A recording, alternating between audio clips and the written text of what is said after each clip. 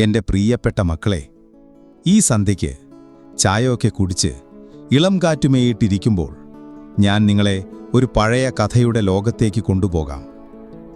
ഇത് നമ്മുടെ കോതമംഗലത്തോ പാലായിലോ നടന്ന കഥയല്ല. ആയിരക്കണക്കിന് കിലോമീറ്റർ ദൂരെ ആഫ്രിക്കയുടെ ഹൃദയത്തിൽ ഈജിപ്റ്റ് എന്ന മഹാരാജ്യത്ത് നടന്ന ഒരു ഇതിഹാസമാണ്. മണലാരണ്യങ്ങൾ ദൈവത്തെപ്പോലെ സർവശക്തരായി വാഴുന്ന, ആകാശം ഒരു തീക്കനൽ പോലെ പുകയുന്ന, കാലം പോലും നിശ്ചലമായി പോയ ഒരു മണ്ണിൽ നടന്ന കഥ. നമ്മളിന്ന് പറയാൻ പോകുന്നത് സ്വർണം കൊണ്ട് സ്വപ്നം കണ്ട, രഹസ്യങ്ങൾ കൊണ്ട് കോട്ടകെട്ടിയ ഒരു കൊച്ചു രാജാവിൻ്റെയും അയാളുടെ നിദ്രയെ ഭംഗപ്പെടുത്താൻ വന്ന ഒരു ധിക്കാരിയായ വെള്ളക്കാരൻ്റെയും കഥയാണ്. ഇത് ഹവാർഡ് കാർട്ടർ എന്ന സാഹസികൻ്റെയും തൂത്തൻഖാമൻ എന്ന ഫറവോയുടെയും കഥയാണ്. ഇതിൽ ദാഹമുണ്ട്, മോഹമുണ്ട്, അടങ്ങാത്ത ആവേശമുണ്ട്, പിന്നെ മരണത്തിൻ്റെ തണുത്ത നിശ്വാസം പോലെയുള്ള ശാപവുമുണ്ട്. അപ്പോ നമുക്ക് തുടങ്ങാം അല്ലേ? എല്ലാവരും ചെവി കൂർപ്പിച്ചിരുന്നോണം. കഥയുടെ ചുരുളലിയുമ്പോൾ നിങ്ങളുടെ രോമകൂപങ്ങൾ എഴുന്നേറ്റ് നിൽക്കും, ഉറപ്പ്. കഥയിലേക്ക് പോകുന്നതിന് മുമ്പ് കുറച്ച് കാര്യങ്ങൾ പറഞ്ഞുകൊള്ളട്ടെ. ഞങ്ങൾ ഈ ഓരോ വീഡിയോകൾക്ക് പിന്നിലും നല്ല രീതിയിൽ പരിശ്രമിക്കുന്നുണ്ട്. നിങ്ങളിൽ പലർക്കും ഇത് ഉപകാരമാകുന്നു എന്നും അറിഞ്ഞതിൽ സന്തോഷം. എങ്കിലും ഇനിയും ആരെങ്കിലും സബ്സ്ക്രൈബ് ചെയ്യാത്തവരുണ്ട് എങ്കിൽ ചെയ്യണമെന്ന് അഭ്യർത്ഥിക്കുന്നു. കൂടാതെ ഇത് നിങ്ങളുടെ സുഹൃത്തുക്കളിലേക്കും എത്തിക്കുക. ഇനി നമുക്ക് കഥയിലേക്ക് തിരിച്ചു വരാം. പക്ഷെ ഒന്ന് ഓർത്തോണം, ഈ കഥ കേൾക്കാനായി ആണ് ഉണ്ടാക്കിയിരിക്കുന്നത്. അതുകൊണ്ട് തന്നെ സ്ക്രീനിലെ ചിത്രങ്ങൾ തമ്മിൽ പൊരുത്തക്കുറവ് ഉണ്ടാവാം.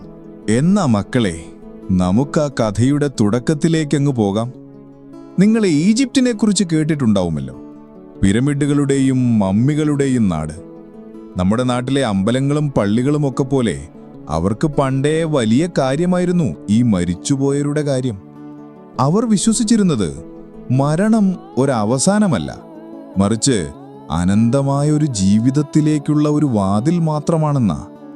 അപ്പോൾ ആ യാത്രയ്ക്ക് പോകുമ്പോൾ രാജാക്കന്മാർക്കും രാജ്ഞിമാർക്കുമൊക്കെ വേണ്ടുന്നതൊക്കെ കൂടെ കൊടുത്തുവിടും.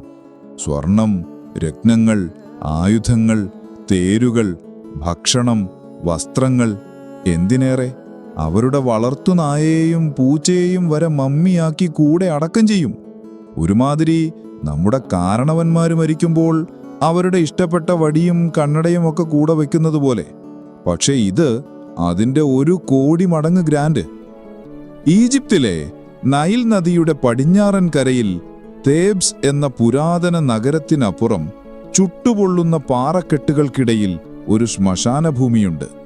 പേര് കേട്ടാൽ തന്നെ ഒരു ഗാംഭീര്യമാണ്. രാജാക്കന്മാരുടെ താഴ്വര, അതായത് വാലി ഓഫ് ദ കിങ്സ്. അതൊരു സാധാരണ സെമിത്തേരിയോ ശ്മശാനമോ അല്ല, അതൊരു രഹസ്യങ്ങളുടെ കലവറയാണ്.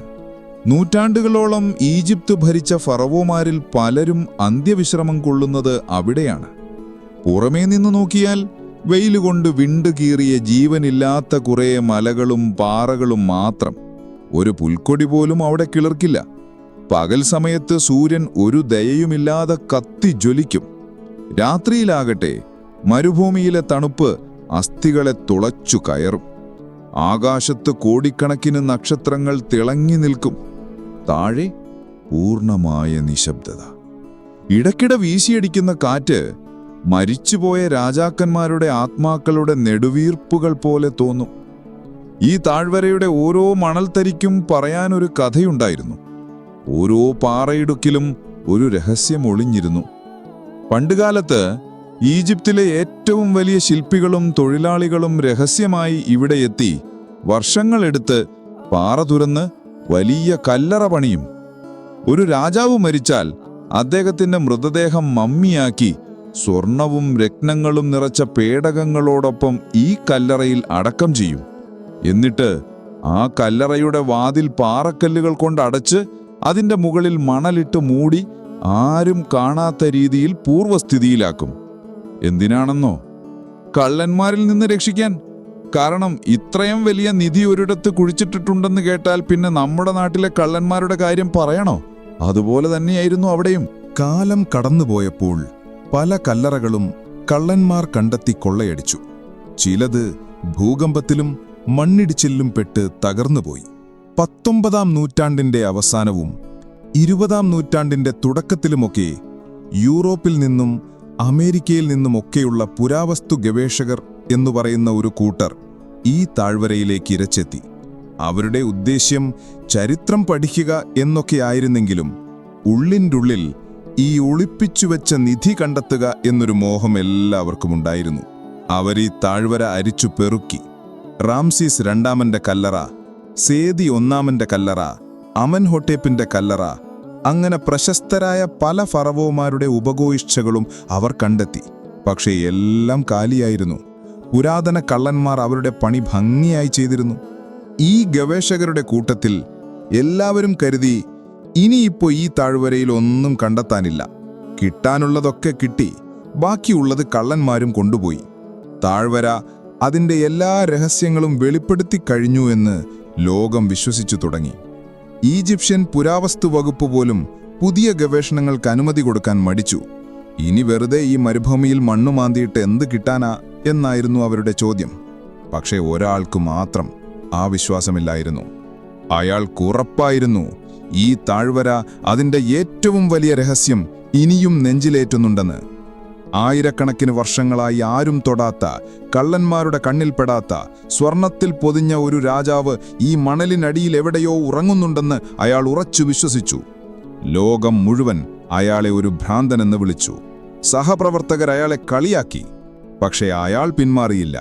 അയാളുടെ ശിരകളിൽ ഒഴുകിയിരുന്നത് രക്തമായിരുന്നില്ല, മറിച്ച് മരുഭൂമിയിലെ മണലിനോടുള്ള അടങ്ങാത്ത പ്രണയവും ചരിത്രത്തോടുള്ള ലഹരിയുമായിരുന്നു. അയാളുടെ പേരായിരുന്നു ഹൊവാർഡ് കാർട്ടർ. ആ താഴ്വര കാർട്ടറെ മാടി വിളിക്കുകയായിരുന്നു. ഓരോ കാറ്റിലും അവനൊരു മന്ത്രം കേട്ടു. ഓരോ സൂര്യാസ്തമയത്തിലും അവനൊരു വാഗ്ദാനം കണ്ടു. മറ്റുള്ളവർക്കതൊരു ശമശാനഭൂമി മാത്രമായിരുന്നെങ്കിൽ കാർട്ടർക്കതൊരു വാഗ്ദത്ത ഭൂമിയായിരുന്നു. തനിക്കുവേണ്ടി കാലം കാത്തുവെച്ച ഒരു നിധി അവിടെയുണ്ടെന്ന് അവന്റെ ഹൃദയം മന്ത്രിച്ചുകൊണ്ടേയിരുന്നു. അങ്ങനെ ലോകം മുഴുവൻ ഉപേക്ഷിച്ച ആ മണൽക്കാടുകളിൽ ഒരേയൊരു മനുഷ്യൻ ഒരു സ്വപ്നവും നെഞ്ചിലേറ്റി നിന്നു. ഒരു ചെറിയ, അധികമാരും കേട്ടിട്ടില്ലാത്ത, ചരിത്രത്തിൽ നിന്നേതാണ്ടു മാഞ്ഞുപോയ ഒരു ഫറവോയുടെ പേര് അവന്റെ ചുണ്ടുകളിൽ എപ്പോഴും തങ്ങി നിന്നിരുന്നു: തൂത്തൻഖാമൻ. ആ പേരുച്ചരിക്കുമ്പോൾ മരുഭൂമിയിലെ കാറ്റിനുപോലും ഒരു നിമിഷത്തേക്ക് ശ്വാസമടക്കി പിടിക്കുന്നതുപോലെ തോന്നുമായിരുന്നു. കാരണം ആ പേരിനൊപ്പം വരാനിരിക്കുന്നത് ചരിത്രത്തിലെ ഏറ്റവും വലിയ കണ്ടെത്തലിൻ്റെയും ഒപ്പം ഏറ്റവും ഭീകരമായ ഒരു ശാപത്തിൻ്റെയും കഥയാണെന്ന് ആ മണൽത്തരികൾക്കു മാത്രമേ അറിയാമായിരുന്നുള്ളൂ. കഥയുടെ തുടക്കം അതായിരുന്നു മക്കളെ. ഒരു മനുഷ്യന്റെ അടങ്ങാത്ത ആഗ്രഹത്തിന്റെ തുടക്കം. കാർട്ടർ ഒരു വലിയ പഠിപ്പുള്ള പണ്ഡിതനോ സർവകലാശാലയിൽ നിന്ന് വലിയ ബിരുദങ്ങളൊക്കെ നേടിയ ആളോ ആയിരുന്നില്ല. ലണ്ടനിലെ ഒരു സാധാരണ ചിത്രകാരന്റെ മകനായിട്ടായിരുന്നു ജനനം. ചെറുപ്പത്തിലെ അപ്പന്റെ കൂടെ ഇരുന്ന് ചിത്രം വരയ്ക്കാൻ പഠിച്ചു. പക്ഷെ അവന് വരയ്ക്കാൻ ഇഷ്ടം കെട്ടിടങ്ങളും പുരാവസ്തുക്കളുമൊക്കെയായിരുന്നു. അവന്റെ ഉള്ളിൽ ഒരു ചരിത്രകാരൻ ഒളിഞ്ഞു കിടപ്പുണ്ടായിരുന്നു. 17-ാമത്തെ വയസ്സിൽ അവന്റെ ജീവിതം മാറ്റിമറിച്ച ഒരു അവസരം അവനെ തേടി വന്നു. ഈജിപ്തിലേക്ക് പോകുന്ന ഒരു പുരാവസ്തു ഗവേഷക സംഘത്തിന് അവിടെ കണ്ടെത്തുന്ന ചുമർ ചിത്രങ്ങളും മറ്റും പകർത്തി വരയ്ക്കാൻ ഒരു ആർട്ടിസ്റ്റിനെ വേണം. കാർട്ടർക്ക് കിട്ടിയത് ആ ജോലിയാണ്. അങ്ങനെ 1891-ൽ ഒരു ചെറുപ്പക്കാരനായി കാർട്ടർ ആദ്യമായി ഈജിപ്തിന്റെ മണ്ണിൽ കാലുകുത്തി. കണ്ട കാഴ്ചകൾ അവനെ അത്ഭുതപ്പെടുത്തി. നമ്മുടെ നാട്ടിൽ നിന്ന് ഗൾഫിൽ പോകുന്ന ചെറുപ്പക്കാർ ആദ്യമായി ബുർജ് ഖലീഫയ്ക്ക് കാണുമ്പോഴുള്ള ഒരു അന്താളിപ്പില്ലേ, അതിനേക്കാൾ വലുതായിരുന്നു അത്. ആയിരക്കണക്കിന് വർഷങ്ങളുടെ ചരിത്രമുറങ്ങുന്ന ക്ഷേത്രങ്ങൾ, പിരമിഡുകൾ, കല്ലറകൾ. അവൻ ആ നാടിന്റെ പ്രണയത്തിലായി. മറ്റുള്ളവർ ജോലി കഴിഞ്ഞ് വിശ്രമിക്കുമ്പോൾ കാർട്ടർ പുസ്തകങ്ങൾ വായിച്ചും പഴയ ലിപിയായ ഹൈറോഗ്ലിഫിക്സ് പഠിച്ചും സമയം കളഞ്ഞു. അവന്റെ ജോലി ചുമരുകൾ പകർത്തി വരയ്ക്കുക എന്നതായിരുന്നെങ്കിലും അവന്റെ കണ്ണെപ്പോഴും മണ്ണിലായിരുന്നു. ഈ മണ്ണ് ഒരുപാട് രഹസ്യങ്ങൾ ഒളിപ്പിക്കുന്നുണ്ടെന്ന് അവൻ അറിയാമായിരുന്നു. കാർട്ടർ ഒരു പ്രത്യേക സ്വഭാവക്കാരനായിരുന്നു. അധികം ആരോടും സംസാരിക്കില്ല. ഒറ്റയ്ക്ക് നടക്കാനായിരുന്നു ഇഷ്ടം. മുൻകോപിയാണ്. ഒരു കാര്യം മനസ്സിൽ ഉറപ്പിച്ചാൽ പിന്നെ ലോകം മുഴുവൻ എതിര് നിന്നാലും അവനത് ചെയ്തിരിക്കും. ഒരുമാതിരി നമ്മുടെ നാട്ടിലെ ചില ഒറ്റയാന്മാരില്ലേ, സ്വന്തം ശരികളിൽ മാത്രം വിശ്വസിച്ച് ജീവിക്കുന്നവർ. അതുപോലെ ഈജിപ്ഷ്യൻ തൊഴിലാളികളോട് അവൻ നന്നായി പെരുമാറി. അവരുടെ ഭാഷ പഠിച്ചു, അവരുടെ സംസ്കാരത്തെ ബഹുമാനിച്ചു. പക്ഷെ യൂറോപ്പിൽ നിന്ന് വരുന്ന മറ്റു സായിപ്പന്മാരോടും വലിയ ഉദ്യോഗസ്ഥന്മാരോടും അവന് പുച്ഛമായിരുന്നു.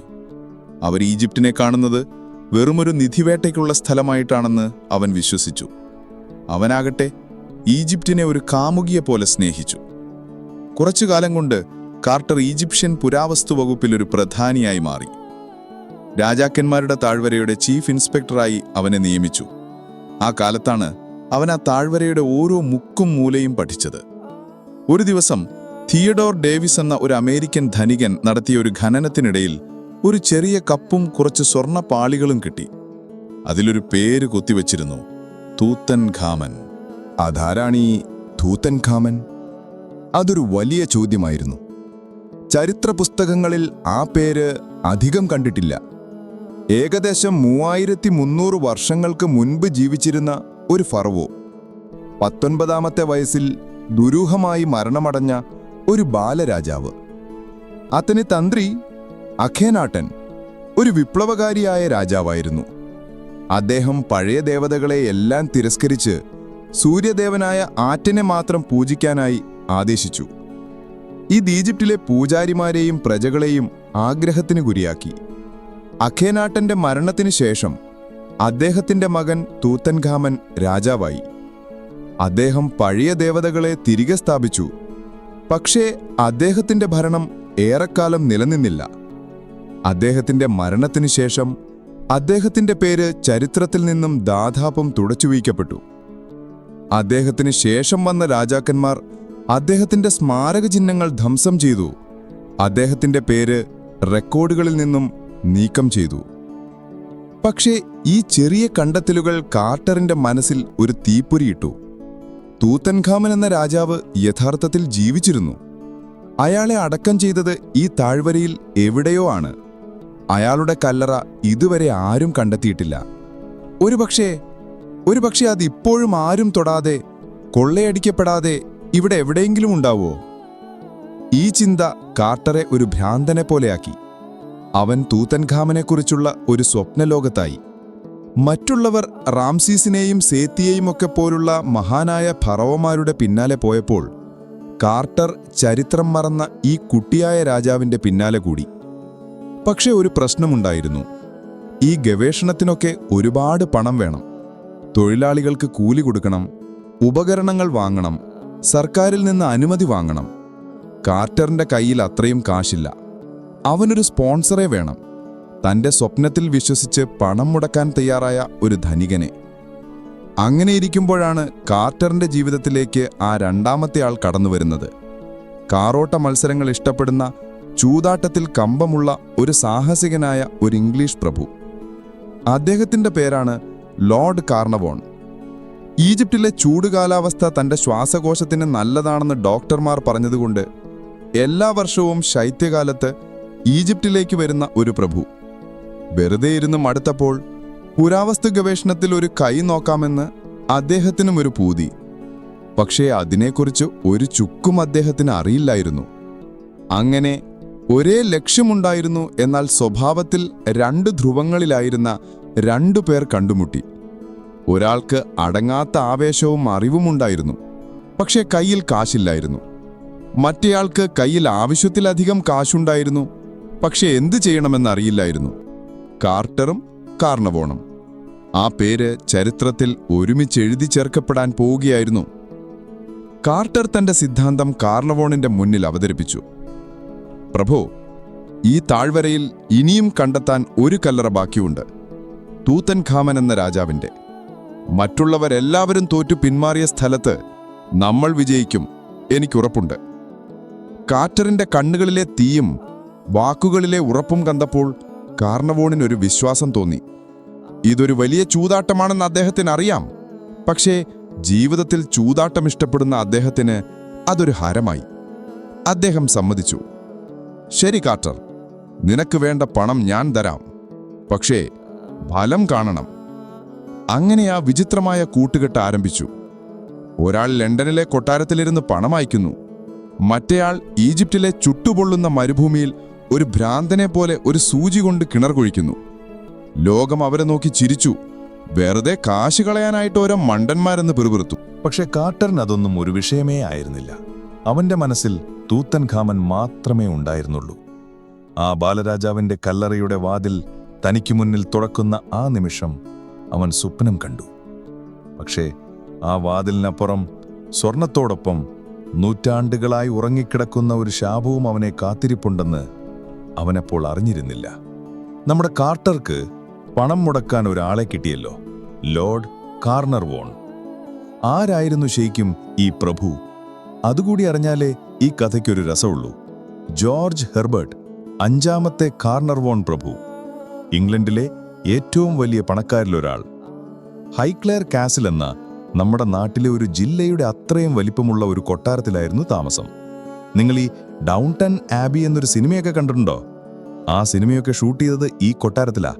അമ്മാതിരി ഒരു ഭീകരൻ സെറ്റപ്പ്. കാർണർവോൺ പ്രഭുവിന് ജീവിതത്തിൽ ഒരേ ഒരു ശത്രുവേ ഉണ്ടായിരുന്നുള്ളൂ. അത് ബോറടിയാണ്. വെറുതെ ഇരിക്കാൻ അദ്ദേഹത്തിന് പറ്റില്ല. എന്തെങ്കിലും എപ്പോഴും ചെയ്തുകൊണ്ടിരിക്കണം. പുള്ളിയുടെ പ്രധാന ഹോബി അതിവേഗതയിൽ കാർ ഓടിക്കുക എന്നതായിരുന്നു. അക്കാലത്ത് കാറൊക്കെ ഒരു പുതിയ സംഭവമാണ്. നമ്മുടെ നാട്ടിൽ സൈക്കിൾ വന്ന പോലെയുള്ളൂ. ആ സാധനം എടുത്തു വെച്ച് പറത്തുകയായിരുന്നു പ്രഭുവിന്റെ പ്രധാന പരിപാടി. അങ്ങനെ ജർമ്മനിയിൽ വെച്ച് ഒരു ദിവസം കാർ ഒരു വലിയ അപകടത്തിൽപ്പെട്ടു. കഷ്ടിച്ചു രക്ഷപ്പെട്ടെങ്കിലും ആരോഗ്യസ്ഥിതി ആകെ വഷളായി. ശ്വാസകോശത്തിനൊക്കെ ചെറിയ പ്രശ്നങ്ങൾ. അപ്പോൾ ഡോക്ടർമാര് പറഞ്ഞു, പ്രഭോ, ഇംഗ്ലണ്ടിലെ ഈ തണുപ്പും മൂടൽമഞ്ഞുമൊന്നും അങ്ങേക്ക് അത്ര നല്ലതല്ല. കുറച്ചുകാലം നല്ല ചൂടും വെയിലുമുള്ള ഏതെങ്കിലും രാജ്യത്ത് പോയി താമസിക്കുന്നത് നന്നായിരിക്കും. അങ്ങനെയാണ് പുള്ളി ഈജിപ്തിലെത്തുന്നത്. എല്ലാ വർഷവും തണുപ്പുകാലമാകുമ്പോൾ പ്രഭുവും ഭാര്യയും ഈജിപ്തിലേക്ക് വരും. ലക്സറിലെ വലിയ ഹോട്ടലിൽ താമസിച്ച് നൈൽ നദിയിലൂടെ ബോട്ടിൽ കറങ്ങി വൈകുന്നേരങ്ങളിൽ പാർട്ടികളിൽ പങ്കെടുത്ത് അങ്ങനെ സുഖമായി ജീവിക്കുകയായിരുന്നു. പക്ഷേ എത്ര നാളെന്ന് വെച്ചാൽ ഇങ്ങനെ? പ്രഭുവിന് പതിയെ മടുത്തു തുടങ്ങി. എന്തെങ്കിലും എക്സൈറ്റിംഗ് ആയിട്ട് ചെയ്യണം. അങ്ങനെയാണ് പുരാവസ്തു ഗവേഷണത്തിൽ ഒരു കമ്പം കയറുന്നത്. ചുറ്റും നോക്കുമ്പോൾ സായപ്പന്മാരെല്ലാം ഓരോ മലയും മാന്തി എന്തൊക്കെയോ കണ്ടുപിടിക്കുന്നു. പത്രത്തിലൊക്കെ പേര് വരുന്നു. എന്നാ പിന്നെ തനിക്കുമായിക്കൂടെ എന്ന് തോന്നി. പക്ഷെ പുള്ളിക്ക് ഇതിനെക്കുറിച്ച് ഒരു പിടിയുമില്ല. എങ്ങനെയാണ് സർക്കാരിൽ നിന്ന് അനുമതി വാങ്ങുന്നത്? എവിടെയാണ് കുഴിക്കേണ്ടത്? കിട്ടുന്ന സാധനങ്ങൾ എങ്ങനെയാണ് സൂക്ഷിക്കേണ്ടത്? ഇതൊന്നും പ്രഭുവിനറിയില്ല. അദ്ദേഹം കുറച്ച് തൊഴിലാളികളെ വെച്ച് രാജാക്കന്മാരുടെ താഴ്വരയുടെ അടുത്തുള്ള ഒരു സ്ഥലത്ത് ഖനനം തുടങ്ങി. പക്ഷെ കുറച്ച് പഴകിയ മൺപാത്രങ്ങളല്ലാതെ കാര്യമായിട്ടൊന്നും കിട്ടിയില്ല. അപ്പോഴാണ് അദ്ദേഹത്തിന് മനസ്സിലായത്, ഈ പണിക്ക് പണം മാത്രം പോരാ, അറിവും അനുഭവപരിചയവുമുള്ള ഒരാളുടെ സഹായം വേണമെന്ന്. അങ്ങനെ ഇരിക്കുമ്പോഴാണ് അന്നത്തെ ഈജിപ്ഷ്യൻ പുരാവസ്തു വകുപ്പിന്റെ തലവനായിരുന്ന ഗാസ്റ്റൺ മാസ്പെറോ കാർട്ടറെ കാർണർവോണിന് പരിചയപ്പെടുത്തി കൊടുക്കുന്നത്. പ്രഭു, താങ്കളുടെ പണവും ഇദ്ദേഹത്തിന്റെ അറിവും ഒരുമിച്ചാൽ ചിലപ്പോൾ അത്ഭുതങ്ങൾ സംഭവിച്ചേക്കാം, മാസ്പെറോ പറഞ്ഞു. അവരുടെ ആദ്യത്തെ കൂടിക്കാഴ്ച തന്നെ ഒരു സംഭവമായിരുന്നു. കാർട്ടർ ഒരു സാധാരണക്കാരൻ. വസ്ത്രധാരണത്തിലോ സംസാരത്തിലോ ഒരൊതുക്കവുമില്ല. തന്റെ മനസ്സിലുള്ളത് വെട്ടിത്തുറന്നു പറയും. കാർണർവോൺ ഒരസൽ പ്രഭു. പെരുമാറ്റത്തിലും നോട്ടത്തിൽ പോലും ഒരു ആരിസ്റ്റോക്രസിയുടെ ഗരിമ. പക്ഷേ കാർട്ടർ സംസാരിച്ചു തുടങ്ങിയപ്പോൾ കാർണർവോൺ ശ്രദ്ധയോടെ കേട്ടിരുന്നു. കാർട്ടർ തൂത്തൻഖാമനെക്കുറിച്ച് പറഞ്ഞു. ചരിത്രം മറന്നുപോയ ആ ബാലരാജാവിനെക്കുറിച്ച്, അവന്റെ കല്ലറയുടെ സാധ്യതകളെക്കുറിച്ച്.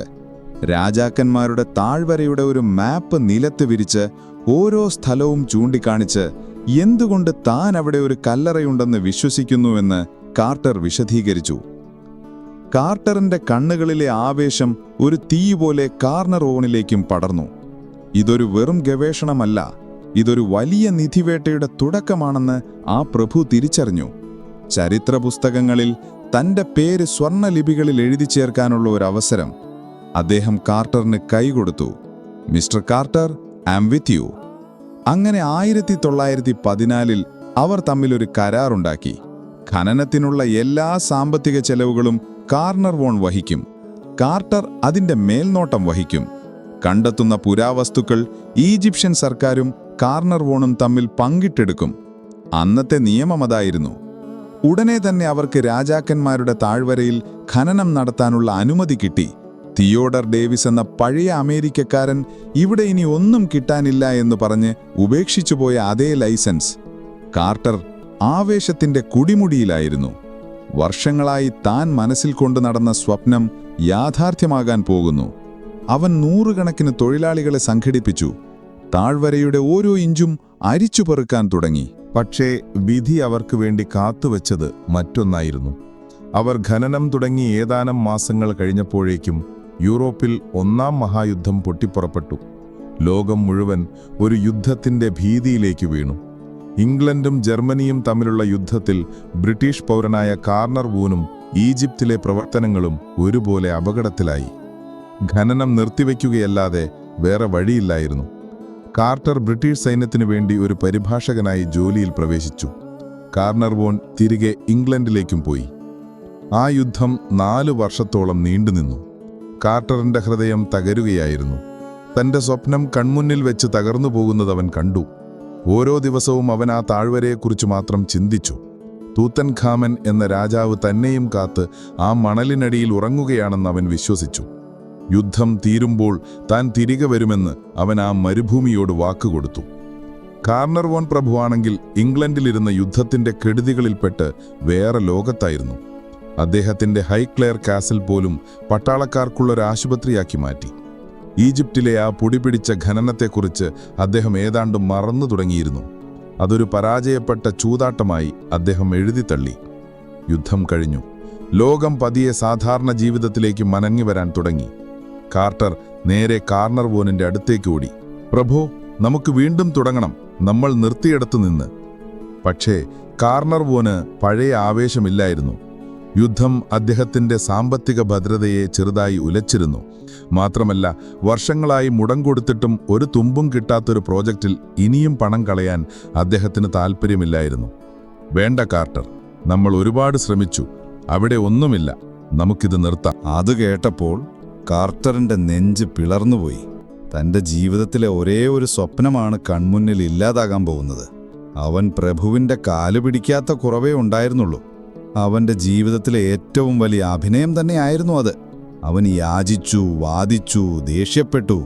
അവസാനം ഒരവസാന ശ്രമമെന്ന നിലയിൽ അവൻ പറഞ്ഞു, പ്രഭു, എനിക്ക് ഒരു സീസൺ കൂടി തരണം. ഒരേ ഒരു സീസൺ, ഈ വരുന്ന ശൈത്യകാലം. അതും കഴിഞ്ഞ് ഒന്നും കിട്ടിയില്ലെങ്കിൽ ഞാൻ എൻ്റെ സ്വന്തം കയ്യിൽ നിന്ന് പണം മുടക്കി ഈ ഖനനം തുടർന്നോളാം. എനിക്ക് അങ്ങയുടെ പേരോ സഹായമോ വേണ്ട, പക്ഷേ എനിക്കൊരവസാന അവസരം തരണം. കാർക്കറിൻ്റെ ആ അടങ്ങാത്ത ആവേശത്തിന് മുന്നിൽ, ആ കണ്ണുകളിലെ തീക്ഷ്ണതയ്ക്ക് മുന്നിൽ കാർണർ വോൺ പ്രഭുവിന് മനസ്സലിഞ്ഞു. ഒരു മനുഷ്യൻ തൻ്റെ സ്വപ്നത്തിനു വേണ്ടി ഇത്രയധികം ആഗ്രഹിക്കുന്നത് അദ്ദേഹം ആദ്യമായി കാണുകയായിരുന്നു. അദ്ദേഹം ദീർഘമായി ഒന്ന് നിശ്വസിച്ചു. ശരി കാർട്ടർ, പക്ഷേ ഇത് അവസാനത്തേതാണ്. This is the very last chance. ഇതിലൊന്നും കിട്ടിയില്ലെങ്കിൽ നമ്മൾ ഈ പരിപാടി എന്നേക്കുമായി നിർത്തും. കാർട്ടർക്ക് തൻ്റെ കാതുകളെ വിശ്വസിക്കാനായില്ല. അവൻ ദൈവത്തിന് നന്ദി പറഞ്ഞു. അതൊരു സാധാരണ അവസരമായിരുന്നില്ല. അത് കാർട്ടറിൻ്റെ ജീവിതത്തിലെ അവസാനത്തെ അവസരമായിരുന്നു. ആ ഒരൊറ്റ സീസൺ കൊണ്ട് ചരിത്രത്തിലെ ഏറ്റവും വലിയ രഹസ്യങ്ങളിലൊന്ന് താൻ കണ്ടെത്തുമെന്ന് അവൻ സ്വയം ശപഥം ചെയ്തു. കാർണർ വോൺ പ്രഭുവിന്റെ കയ്യിൽ നിന്ന് ഒരവസാന അവസരവും വാങ്ങി കാർട്ടർ വീണ്ടും ഈജിപ്തിലെത്തി. അവന്റെ മനസ്സിൽ ആവേശത്തിന്റെ ഒരു കടലിരമ്പുകയായിരുന്നു. ഇത്തവണ താൻ വിജയിക്കുമെന്ന് അവൻ ഉറച്ചു വിശ്വസിച്ചു. രാജാക്കന്മാരുടെ താഴ്വര അവനെ ഒരു പഴയ സുഹൃത്തിനെ പോലെ വരവേറ്റു. അതേ ചുട്ടുപൊള്ളുന്ന വെയിൽ, അതേ മണൽക്കാറ്റ്, അതേ നിഗൂഢമായ നിശബ്ദത. കാർട്ടർ തൻ്റെ ടീമിനെ വീണ്ടും ഒരുമിച്ചു കൂട്ടി. വർഷങ്ങളായി അവനോടൊപ്പം ജോലി ചെയ്യുന്ന, അവനെ അങ്ങേയറ്റം വിശ്വസിക്കുന്ന ഒരു പറ്റം ഈജിപ്ഷ്യൻ തൊഴിലാളികൾ. അവരുടെ തലവനായിരുന്നു അഹമ്മദ് ഗുർഗർ, കാർട്ടറിൻ്റെ വലങ്കൈ. കാർട്ടർക്ക് എന്തു വേണമെന്ന് പറയുന്നതിനു മുൻപേ അഹമ്മദിനറിയാമായിരുന്നു. അവർ തമ്മിലൊരു പ്രത്യേക ബന്ധമായിരുന്നു. ഖനനം പുനരാരംഭിച്ചു. കാർട്ടർ തൻ്റെ പ്ലാൻ തയ്യാറാക്കി. താഴ്വരയെ ചെറിയ ചെറിയ ചതുരങ്ങളായി തിരിച്ച് ഓരോ ഭാഗവും അരിച്ചു പെറുക്കുക. ഒരു മണൽത്തരി പോലും വിട്ടുപോകരുത്. അതായിരുന്നു അവൻ്റെ പദ്ധതി. രാവിലെ സൂര്യൻ ഉദിക്കുന്നതിനു മുൻപ് തൊഴിലാളികൾ പണി തുടങ്ങും. കുട്ടികൾ ചെറിയ കുട്ടകളിൽ മണ്ണുകോരി ദൂരേക്ക് കൊണ്ടുപോയി കളയും. മുതിർന്നവർ മമ്മട്ടിയും പിക്കാസും കൊണ്ട് ശ്രദ്ധയോടെ മണ്ണ് മാറ്റും. കാർട്ടർ ഒരു കഴുകനെപ്പോലെ എല്ലാം നിരീക്ഷിച്ചുകൊണ്ട് അവിടെ തന്നെ നിൽക്കും.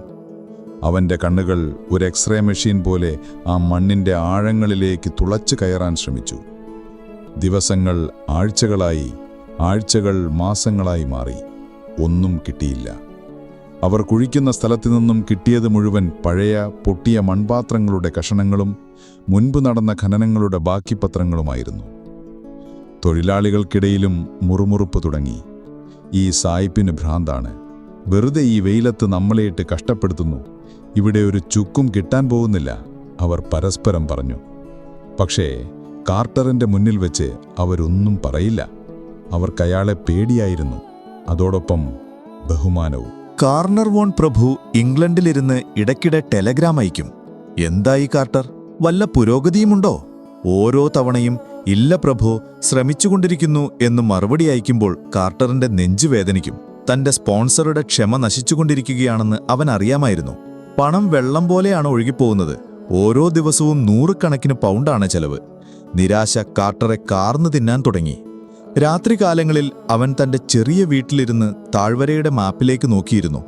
തനിക്ക് എവിടെയാണ് തെറ്റുപറ്റിയത്? തൂത്തൻഖാമന്റെ കല്ലറ ഇവിടെ എവിടെയോ ഉണ്ടെന്ന് അവന് 100% ഉറപ്പായിരുന്നു. തിയോഡർ ഡേവിസ് കണ്ടെത്തിയ ആ കപ്പും സ്വർണ്ണപ്പാളികളും അതിന്റെ തെളിവാണ്. പക്ഷേ എവിടെ? ആ താഴ്വര ഒരു വലിയ പസിൽ പോലെ അവന് മുന്നിൽ കിടന്നു. അതിന്റെ ഉത്തരം മാത്രം കിട്ടുന്നില്ല. അവൻ താഴ്വരയുടെ ഒരറ്റത്ത് നിന്നും മറ്റേ അറ്റം വരെ കുഴിച്ചു. റാംസിസ് ആറാമന്റെ വലിയ കല്ലറയുടെ അടുത്ത് വരെ എത്തി. എന്നിട്ടും ഫലമായില്ല. ആ താഴ്വര അവനോട് കള്ളം പറയുന്നത് പോലെ അവന് തോന്നി. അതിന്റെ രഹസ്യം വിട്ടുതരാൻ അത് തയ്യാറായിരുന്നില്ല. സീസൺ അവസാനിക്കാറായി. ഇനി ഏതാനും ആഴ്ചകൾ മാത്രം ബാക്കി. കാർട്ടറിന്റെ അവസാനത്തെ അവസരവും അവസാനിക്കാൻ പോകുകയാണ്. കാർണർ വോണിന് എന്തു മറുപടി പറയുമെന്നോർത്ത് അവൻ തല പുകഞ്ഞു. ഒരു ദിവസം വൈകുന്നേരം പണിയെല്ലാം നിർത്തി തളർന്നുപോയ തൊഴിലാളികളെല്ലാം തിരിച്ചുപോയപ്പോൾ കാർട്ടർ ഒറ്റയ്ക്ക് താഴ്വരയിൽ നിന്നു. സൂര്യൻ അസ്തമിക്കുകയായിരുന്നു. പാറക്കെട്ടുകളുടെ നിഴലുകൾ നീണ്ടു വന്നു. ആ താഴ്വരയ്ക്ക് പെട്ടെന്നൊരു ഭീകര രൂപം കൈവന്നതുപോലെ അവന് തോന്നി ആരോ തന്നെ നിരീക്ഷിക്കുന്നുണ്ടെന്ന്. അവൻ ചുറ്റും നോക്കി. ആരുമില്ല. പക്ഷേ ആ തോന്നൽ മാറിയില്ല. പാറകളുടെ മുകളിൽ നിന്ന്, അല്ലെങ്കിൽ മണ്ണിനടിയിൽ നിന്ന് ആയിരക്കണക്കിന് കണ്ണുകൾ തന്നെ തുറിച്ചു നോക്കുന്നതുപോലെ. മരിച്ചുപോയ ഫറവന്മാരുടെ ആത്മാക്കളാണോ അത്? തങ്ങളുടെ വിശ്രമത്തിന് ഭംഗം വരുത്താൻ വന്ന ഈ അന്യദേശികാരനെ അവർ തുരത്താൻ ശ്രമിക്കുകയാണോ? അന്ന് രാത്രി കാർട്ടർക്ക് ഉറങ്ങാൻ കഴിഞ്ഞില്ല. അവന്റെ മനസ്സിൽ നിരാശയും ഭയവും ഒരുപോലെ നിറഞ്ഞു. അവൻ തന്റെ ഡയറി എടുത്ത് എഴുതി, ഈ താഴ്വര ഇനി ഒന്നും തരാൻ ഭാവമില്ല. ഒരുപക്ഷെ എന്റെ ഊഹങ്ങൾ തെറ്റായിരുന്നിരിക്കാം. ഞാൻ പരാജയപ്പെട്ടിരിക്കുന്നു. അതൊരു സമ്പൂർണമായ തോൽവിയുടെ നിമിഷമായിരുന്നു. വർഷങ്ങളുടെ പ്രയത്നം, കാർണർ വോണിന്റെ പണം, തന്റെ ജീവിതം തന്നെ എല്ലാം വെറുതെയായിപ്പോയെന്ന് അവൻ തിരിച്ചറിഞ്ഞു. നാളെ രാവിലെ എഴുന്നേറ്റ് തൊഴിലാളികളോട് ഖനനം നിർത്താൻ പറയണം. കാർണർ വോണിന് തന്റെ പരാജയം സമ്മതിച്ചുകൊണ്ട് ഒരു ടെലഗ്രാം അയക്കണം. എല്ലാം അവസാനിച്ചു. ഒരു തകർന്ന ഹൃദയത്തോടെ അവൻ തന്റെ കസേരയിൽ ചാരിയിരുന്നു. അവന്റെ കണ്ണുകൾ വീണ്ടും ആ പഴയ മാപ്പിലേക്ക് പോയി.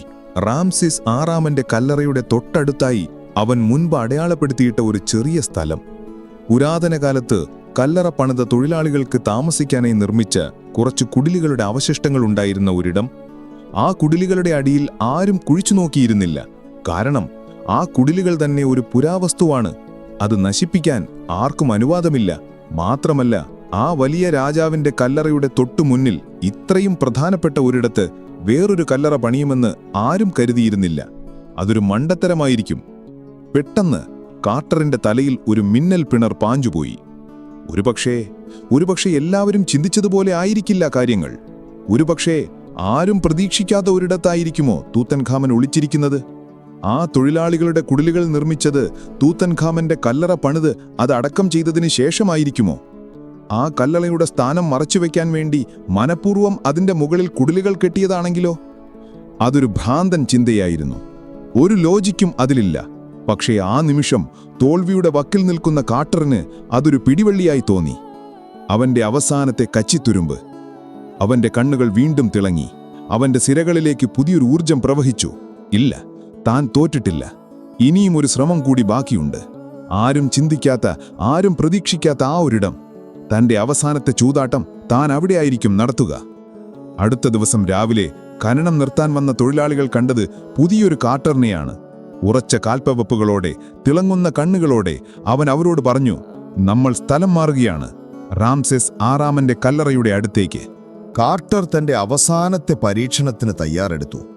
റംസീസ് ആറാമന്റെ കല്ലറയുടെ തൊട്ടടുത്തുള്ള പുരാതന തൊഴിലാളികൾ താമസിച്ചിരുന്ന കുടിലുകളുടെ അവശിഷ്ടങ്ങൾ ഇരുന്ന ഇടം. ആ സ്ഥലം കുഴിക്കാൻ തീരുമാനിച്ചത് തന്നെ ഒരു വലിയ റിസ്ക് ആയിരുന്നു. കാരണം ആ കുടിലുകൾ പുരാവസ്തു വകുപ്പിന്റെ കണക്കിൽ സംരക്ഷിക്കപ്പെടേണ്ട ഒന്നാണ്.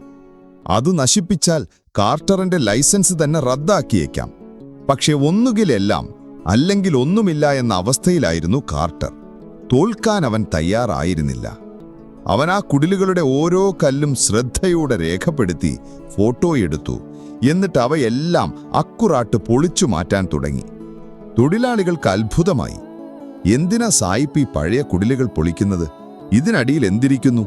അവർ പരസ്പരം ചോദിച്ചു. അവരാ കുടിലുകളുടെ തറ പൊളിച്ച് താഴേക്ക് കുഴിക്കാൻ തുടങ്ങിയ ദിവസം ആകാശത്തിന്റെ ഭാവം മാറി. അതുവരെ തെളിഞ്ഞു നിന്ന ആകാശം പെട്ടെന്ന് കാർമേഘങ്ങൾ കൊണ്ട് മൂടി. മരുഭൂമിയിൽ അതൊരു അപൂർവ കാഴ്ചയായിരുന്നു. പെട്ടെന്ന് എവിടെ നിന്നോ ഒരു ഭ്രാന്തൻ കാറ്റ് വീശിയടിക്കാൻ തുടങ്ങി. മണൽത്തരികൾ ഒരു വലിയ തിരമാല പോലെ ഉയർന്നു പൊങ്ങി. കാഴ്ച മുഴുവൻ മറഞ്ഞു. തൊഴിലാളികൾ ഭയന്ന് നിലവിളിച്ചു. അതൊരു സാധാരണ മണൽക്കാറ്റായിരുന്നില്ല. അതിനൊരു പ്രത്യേക രൗദ്രഭാവമുണ്ടായിരുന്നു. അവരുടെ ക്യാമ്പിലെ ടെന്റുകൾ കാറ്റിൽ പറന്നുപോയി. ഉപകരണങ്ങൾ മണലിൽ ആണ്ടുപോയി. കാർട്ടർ തന്റെ മുഖമൊരു തുണി കൊണ്ട് മൂടി ആ കൊടുങ്കാറ്റിനെതിരെ പിടിച്ചു നിൽക്കാൻ ശ്രമിച്ചു. ആ കാറ്റിനൊരു വിചിത്രമായ മൂളലുണ്ടായിരുന്നു. ആരോ ചെവിയിൽ വന്ന് അലറി വിളിക്കുന്നത് പോലെ. നൂറ്റാണ്ടുകളായി ഉറങ്ങുന്ന ആത്മാക്കളെ ശല്യപ്പെടുത്തിയതിലുള്ള ദേഷ്യം പ്രകൃതി കാണിക്കുകയാണോ എന്ന് കാർട്ടർ ഒരു നിമിഷം സംശയിച്ചു.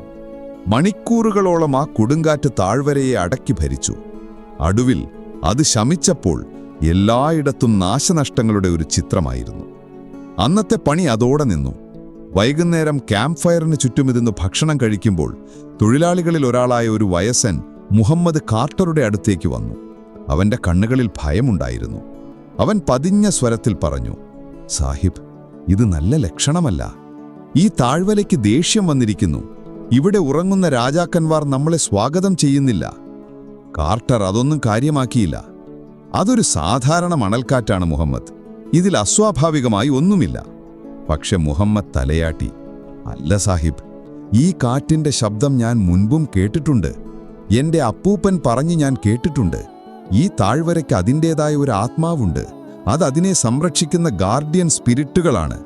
ആരെങ്കിലും അതിന്റെ സമാധാനം കെടുത്താൻ ശ്രമിച്ചാൽ അവർ മുന്നറിയിപ്പ് തരും. ആദ്യം കാറ്റിന്റെ രൂപത്തിൽ, പിന്നെ അവൻ വാചകം മുഴുവനാക്കിയില്ല. അതിനുശേഷം വിചിത്രമായ സംഭവങ്ങൾ പതിവായി. രാത്രികാലങ്ങളിൽ ഖനനം നടക്കുന്ന സ്ഥലത്തുനിന്ന് വിചിത്രമായ ശബ്ദങ്ങൾ കേൾക്കാൻ തുടങ്ങി. ആരോ മണ്ണ് മാന്തുന്നതുപോലെ, കല്ലുകൾ ഉരുട്ടുന്നതുപോലെ. കാവൽക്കാർ പേടിച്ച് ഓടിവരും. പക്ഷേ അവിടെ ചെന്ന് നോക്കുമ്പോൾ ആരുമുണ്ടാവില്ല. എല്ലാം ശാന്തമായിരിക്കും. ഒരു ദിവസം ഒരു തൊഴിലാളിക്ക് ചെറിയൊരു അപകടം പറ്റി. അവൻ കുഴിച്ചുകൊണ്ടിരിക്കുമ്പോൾ മുകളിൽ നിന്നൊരു ചെറിയ കല്ല് അടർന്നു വീണ് അവന്റെ കാലിൽ കൊണ്ടു. മുറിവ് വലുതായിരുന്നില്ല. പക്ഷെ ആ സംഭവം എല്ലാവരിലും ഒരു ഭയം സൃഷ്ടിച്ചു. അത് അടുത്ത മുന്നറിയിപ്പാണ്. വയസ്സൻ മുഹമ്മദ് പിറുപിറുത്തു. കാർട്ടർ പുറമെ ധൈര്യം നടിച്ചെങ്കിലും അവന്റെ ഉള്ളിലും ഒരു ചെറിയ ഭയം മുളപൊട്ടി തുടങ്ങിയിരുന്നു. അവനൊരു തികഞ്ഞ യുക്തിവാദിയായിരുന്നു. പ്രേതത്തിലും ആത്മാവിലും ഒന്നും അവന് വിശ്വാസമുണ്ടായിരുന്നില്ല. പക്ഷേ ഈ സംഭവങ്ങളെല്ലാം ഒന്നിനു പുറകെ ഒന്നായി നടക്കുമ്പോൾ അവഗണിക്കാൻ പറ്റുന്നില്ലല്ലോ. രാത്രിയിൽ ഉറങ്ങുമ്പോൾ അവൻ വിചിത്രമായ സ്വപ്നങ്ങൾ കാണാൻ തുടങ്ങി. സ്വർണ്ണമുഖം മൂടിയിട്ട ഒരു രാജാവ് കയ്യിലൊരു സർപ്പത്തെ പിടിച്ചുകൊണ്ട് അവനെ തന്നെ തുരിച്ചു നോക്കുന്നു. ആ കണ്ണുകളിൽ ഒരു മുന്നറിയിപ്പിന്റെ തീക്ഷ്ണതയുണ്ടായിരുന്നു. ഈ കഥകളൊക്കെ കാട്ടുതീ പോലെ പടർന്നു. രാജാക്കന്മാരുടെ താഴ്വരയിൽ എന്തോ അസാധാരണമായത് സംഭവിക്കുന്നുണ്ടെന്ന് അടുത്തുള്ള ഗ്രാമങ്ങളിലുള്ളവർ വരെ സംസാരിക്കാൻ തുടങ്ങി. ആ ഇംഗ്ലീഷുകാരൻ സായിപ്പ് ഏതോ വലിയ ശാപത്തെയാണ് വിളിച്ചുണർത്താൻ പോകുന്നത് എന്നവർ പറഞ്ഞു. ഈ അടക്കം പറച്ചിലുകളും വിചിത്ര സംഭവങ്ങളും കാർട്ടറെ കൂടുതൽ ഒറ്റപ്പെടുത്തി.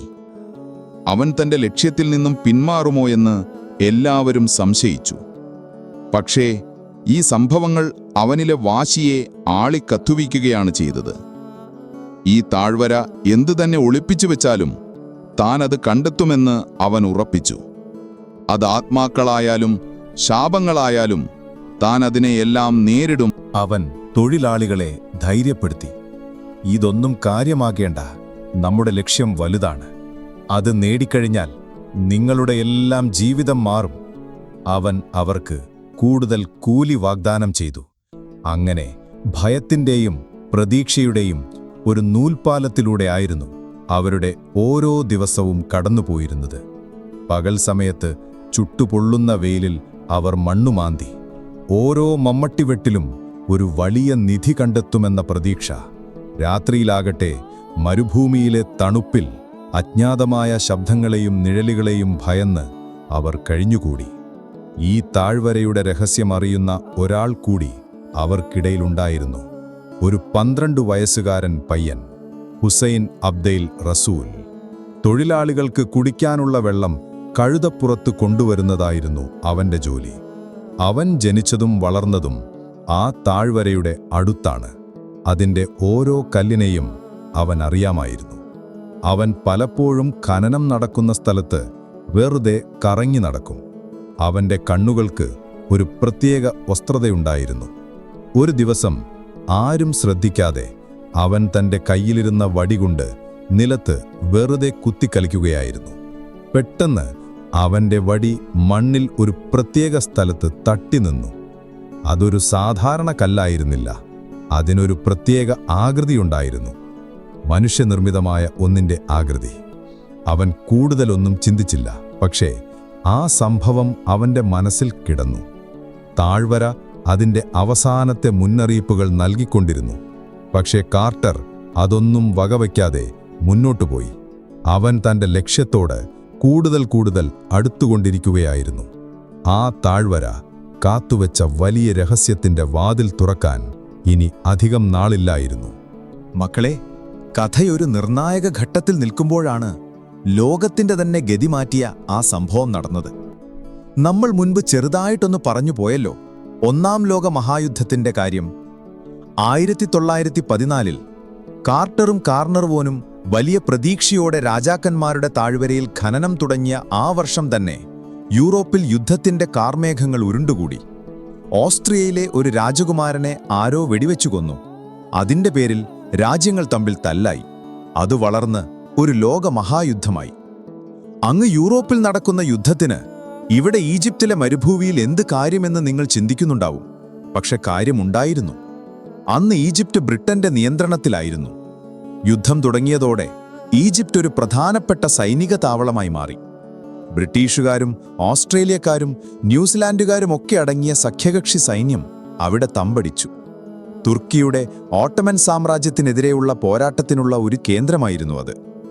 ഈയൊരു സാഹചര്യത്തിൽ പുരാവസ്തു ഗവേഷണം പോലുള്ള കാര്യങ്ങൾക്കൊന്നും ഒരു പ്രാധാന്യവുമില്ലാതായി. എല്ലാ വിദേശികളും സംശയത്തിന്റെ നിഴലിലായി. രാജാക്കന്മാരുടെ താഴ്വരയിലേക്കുള്ള വിനോദസഞ്ചാരികളുടെ വരവ് നിന്നു. ഖനന പ്രവർത്തനങ്ങൾക്കെല്ലാം കർശനമായ നിയന്ത്രണങ്ങൾ വന്നു. കാർട്ടറിനതൊരു വലിയ തിരിച്ചടിയായിരുന്നു. തന്റെ സ്വപ്ന പദ്ധതിയുടെ ചിറകരിയുന്നതുപോലെ അവന് തോന്നി. കാർണർവോൺ പ്രഭു ഒരു ബ്രിട്ടീഷ് പ്രഭു ആയതുകൊണ്ട് ഉടൻ തന്നെ ഇംഗ്ലണ്ടിലേക്ക് മടങ്ങിപ്പോയി. അദ്ദേഹത്തിന്റെ ശ്രദ്ധ മുഴുവൻ യുദ്ധത്തിലായി. അദ്ദേഹത്തിന്റെ വലിയ കൊട്ടാരം പോലും പട്ടാളക്കാർക്കു വേണ്ടിയുള്ള ഒരു ആശുപത്രിയാക്കി മാറ്റി. ഈജിപ്തിലെ ഈ പൊടി പിടിച്ച മണ്ണിൽ ഒരു കല്ലറ കണ്ടെത്താനുള്ള പദ്ധതിയൊക്കെ അദ്ദേഹത്തിന്റെ മുൻഗണനാ പട്ടികയിൽ നിന്ന് ഒരുപാട് താഴെപ്പോയി. കാർട്ടർക്കാണെങ്കിൽ ഇംഗ്ലണ്ടിലേക്ക് മടങ്ങാൻ മനസ്സ് വന്നില്ല. അവന്റെ ഹൃദയം ആ താഴ്വരയിൽ തന്നെയായിരുന്നു. പക്ഷെ ഖനനം തുടരാൻ ഒരു വഴിയുമില്ലായിരുന്നു. അവസാനം അവൻ കൈറോവിലെ ബ്രിട്ടീഷ് ഇന്റലിജൻസ് വിഭാഗത്തിൽ ഒരു നയതന്ത്ര ദൂതനായും പരിഭാഷകനായും ജോലിക്ക് കയറി. അറബി ഭാഷയിലുള്ള അവന്റെ അറിവ് അവർക്ക് വലിയ സഹായമായിരുന്നു. പട്ടാളക്കാർക്കും ഉദ്യോഗസ്ഥർക്കും വേണ്ടി സന്ദേശങ്ങൾ കൈമാറുക, അറബ് നേതാക്കന്മാരുമായി ചർച്ചകൾ നടത്തുക എന്നതൊക്കെയായിരുന്നു അവന്റെ ജോലി. പക്ഷേ അവന്റെ മനസ്സ് നിറയെ തൂത്തൻഖാമനായിരുന്നു. പട്ടാളക്കാരുടെ ബഹളങ്ങൾക്കിടയിലിരുന്ന് അവൻ രാജാക്കന്മാരുടെ താഴ്വരയെക്കുറിച്ച് സ്വപ്നം കണ്ടു. ആ മണലിനടിയിൽ തന്നെയും കാത്ത് ആ ബാലരാജാവ് ഇപ്പോഴും സുരക്ഷിതനായി ഇരിക്കുന്നുണ്ടാവുമോ? അതോ ഈ യുദ്ധത്തിന്റെ ബഹളത്തിനിടയിൽ ആരെങ്കിലും ആ രഹസ്യം കണ്ടെത്തി അത് കൊള്ളയടിക്കുമോ? ഈ ചിന്ത അവനെ വേട്ടയാടി. യുദ്ധം 4 വർഷത്തോളം നീണ്ടുനിന്നു. 1914 മുതൽ 1918 വരെ. ആ 4 വർഷം കാർട്ടറിന് 4 യുഗം പോലെയാണ് തോന്നിയത്. ലോകം മുഴുവൻ രക്കച്ചൊരിച്ചിലിലും വേദനയിലുമായിരുന്നു. ലക്ഷക്കണക്കിന് ആളുകൾ മരിച്ചു വീണു. രാജ്യങ്ങളുടെ ഭൂപടങ്ങൾ തന്നെ മാറ്റിവരയ്ക്കപ്പെട്ടു. ഈ ഭീകരതയുടെ എല്ലാം നടുവിൽ ഒരു പുരാതന രാജാവിന്റെ കല്ലറയെക്കുറിച്ചുള്ള ഒരുവന്റെ സ്വപ്നത്തിന് എന്തു പ്രസക്തി? പക്ഷേ കാർട്ടർ ആ സ്വപ്നം ഉപേക്ഷിച്ചില്ല. അത് അവന്റെ ജീവശ്വാസം പോലെയായിരുന്നു. യുദ്ധം അവസാനിക്കുന്ന ദിവസത്തിനായി അവൻ കാത്തിരുന്നു. 1918 ഒടുവിൽ യുദ്ധം അവസാനിച്ചു. ജർമ്മനി പരാജയപ്പെട്ടു. ലോകമൊരു നെടുവീർപ്പോടെ സമാധാനത്തിലേക്ക് തിരികെ നടക്കാൻ തുടങ്ങി. യുദ്ധം കഴിഞ്ഞ ഉടനെ കാർട്ടർ തന്റെ ജോലി രാജിവെച്ച് നേരെ ലണ്ടനിലേക്ക് പറന്നു, കാർണവോൺ പ്രഭുവിനെ കാണാൻ. ഹൈക്ലെയർ കാസിലിൽ വെച്ചായിരുന്നു അവരുടെ കൂട്ടിക്കാഴ്ച. യുദ്ധം പ്രഭുവിനെ ഒരുപാട് മാറ്റിയിരുന്നു. അദ്ദേഹത്തിന് പ്രായം കൂടിയിരുന്നു. പഴയ ആവേശം കുറഞ്ഞിരുന്നു. യുദ്ധം അദ്ദേഹത്തിന്റെ സാമ്പത്തിക ഭദ്രതയെയും ചെറുതായി ബാധിച്ചിരുന്നു. കാർട്ടർ പഴയ ആവേശത്തോടെ സംസാരിച്ചു തുടങ്ങി. പ്രഭു, യുദ്ധം കഴിഞ്ഞു. നമുക്ക് നമ്മുടെ ജോലി പുനരാരംഭിക്കാം. താഴ്വര നമ്മളെ കാത്തിരിക്കുകയാണ്. പക്ഷേ കാർണവോൺ തണുപ്പൻ മട്ടിലാണ് പ്രതികരിച്ചത്. കാർട്ടർ, നമ്മൾ 7 വർഷത്തോളമായി പണം ചിലവഴിക്കുന്നു. ഒരു തുമ്പ് പോലും കിട്ടിയിട്ടില്ല. യുദ്ധം കാരണം എന്റെ സാഹചര്യങ്ങളും മാറി. ഇനിയും ഈ നഷ്ടക്കച്ചവടം തുടരാൻ എനിക്ക് താൽപ്പര്യമില്ല. നമുക്കിതിവിടെ നിർത്താം. ആ വാക്കുകൾ ഒരു ഇടിത്തീ പോലെയാണ് കാർട്ടറിന്റെ നെഞ്ചിൽ പതിച്ചത്. ഇത്രയും കാലം താൻ കാത്തിരുന്നത് ഇതിനായിരുന്നോ? തന്റെ സ്വപ്നങ്ങൾക്ക് സാമ്പത്തിക സഹായം നൽകിയിരുന്ന ആ ഒരേയൊരു മനുഷ്യനും കൈവിടുകയാണോ? കാർട്ടർ തളർന്നില്ല. അവൻ പ്രഭുവിനോട് വാദിച്ചു. പഴയ കണ്ടെത്തലുകളുടെ കാര്യങ്ങൾ ഓർമ്മിപ്പിച്ചു. തിയോഡോർ ഡേവിസിന് കിട്ടിയ തൂത്തൻഖാമന്റെ പേരുള്ള കപ്പിന്റെ കാര്യം, തനിക്ക് കിട്ടിയ സ്വർണ്ണപ്പാളികളുടെ കാര്യം, ഇതെല്ലാം സൂചിപ്പിക്കുന്നത് ആ കല്ലറ അവിടെ തന്നെ ഉണ്ടെന്നാണ്. നമ്മൾ നോക്കേണ്ട സ്ഥലത്തല്ല ഇതുവരെ നോക്കിയത്. അതാണ് പ്രശ്നം. എനിക്കൊരു അവസാന അവസരം തരണം, കാർട്ടർ യാചിച്ചു. ഒരേ ഒരു സീസൺ കൂടി, ഈ വരുന്ന ശൈത്യകാലത്ത്.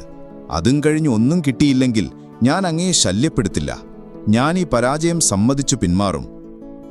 ഒരുപക്ഷേ കാർട്ടറിന്റെ കണ്ണുകളിലെ അടങ്ങാത്ത ആഗ്രഹമായിരിക്കാം, അല്ലെങ്കിൽ ഒരവസാന ശ്രമം നടത്തി നോക്കാം എന്ന ചിന്തയായിരിക്കാം കാർണർവോൺ പ്രഭുവിന്റെ മനസ്സു മാറ്റിയത്.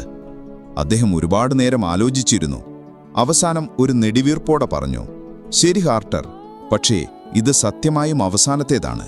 ഒരൊറ്റ സീസൺ, അതിനപ്പുറം ഒരു പെന്നി പോലും ഞാൻ തരില്ല. കാർട്ടർക്ക് സന്തോഷം കൊണ്ട് കണ്ണു നിറഞ്ഞുപോയി. അവൻ പ്രഭുവിന് ഉറപ്പുകൊടുത്തു, അങ്ങ് ഖേദിക്കേണ്ടി വരില്ല പ്രഭു, ഇത്തവണ നമ്മൾ വിജയിക്കും.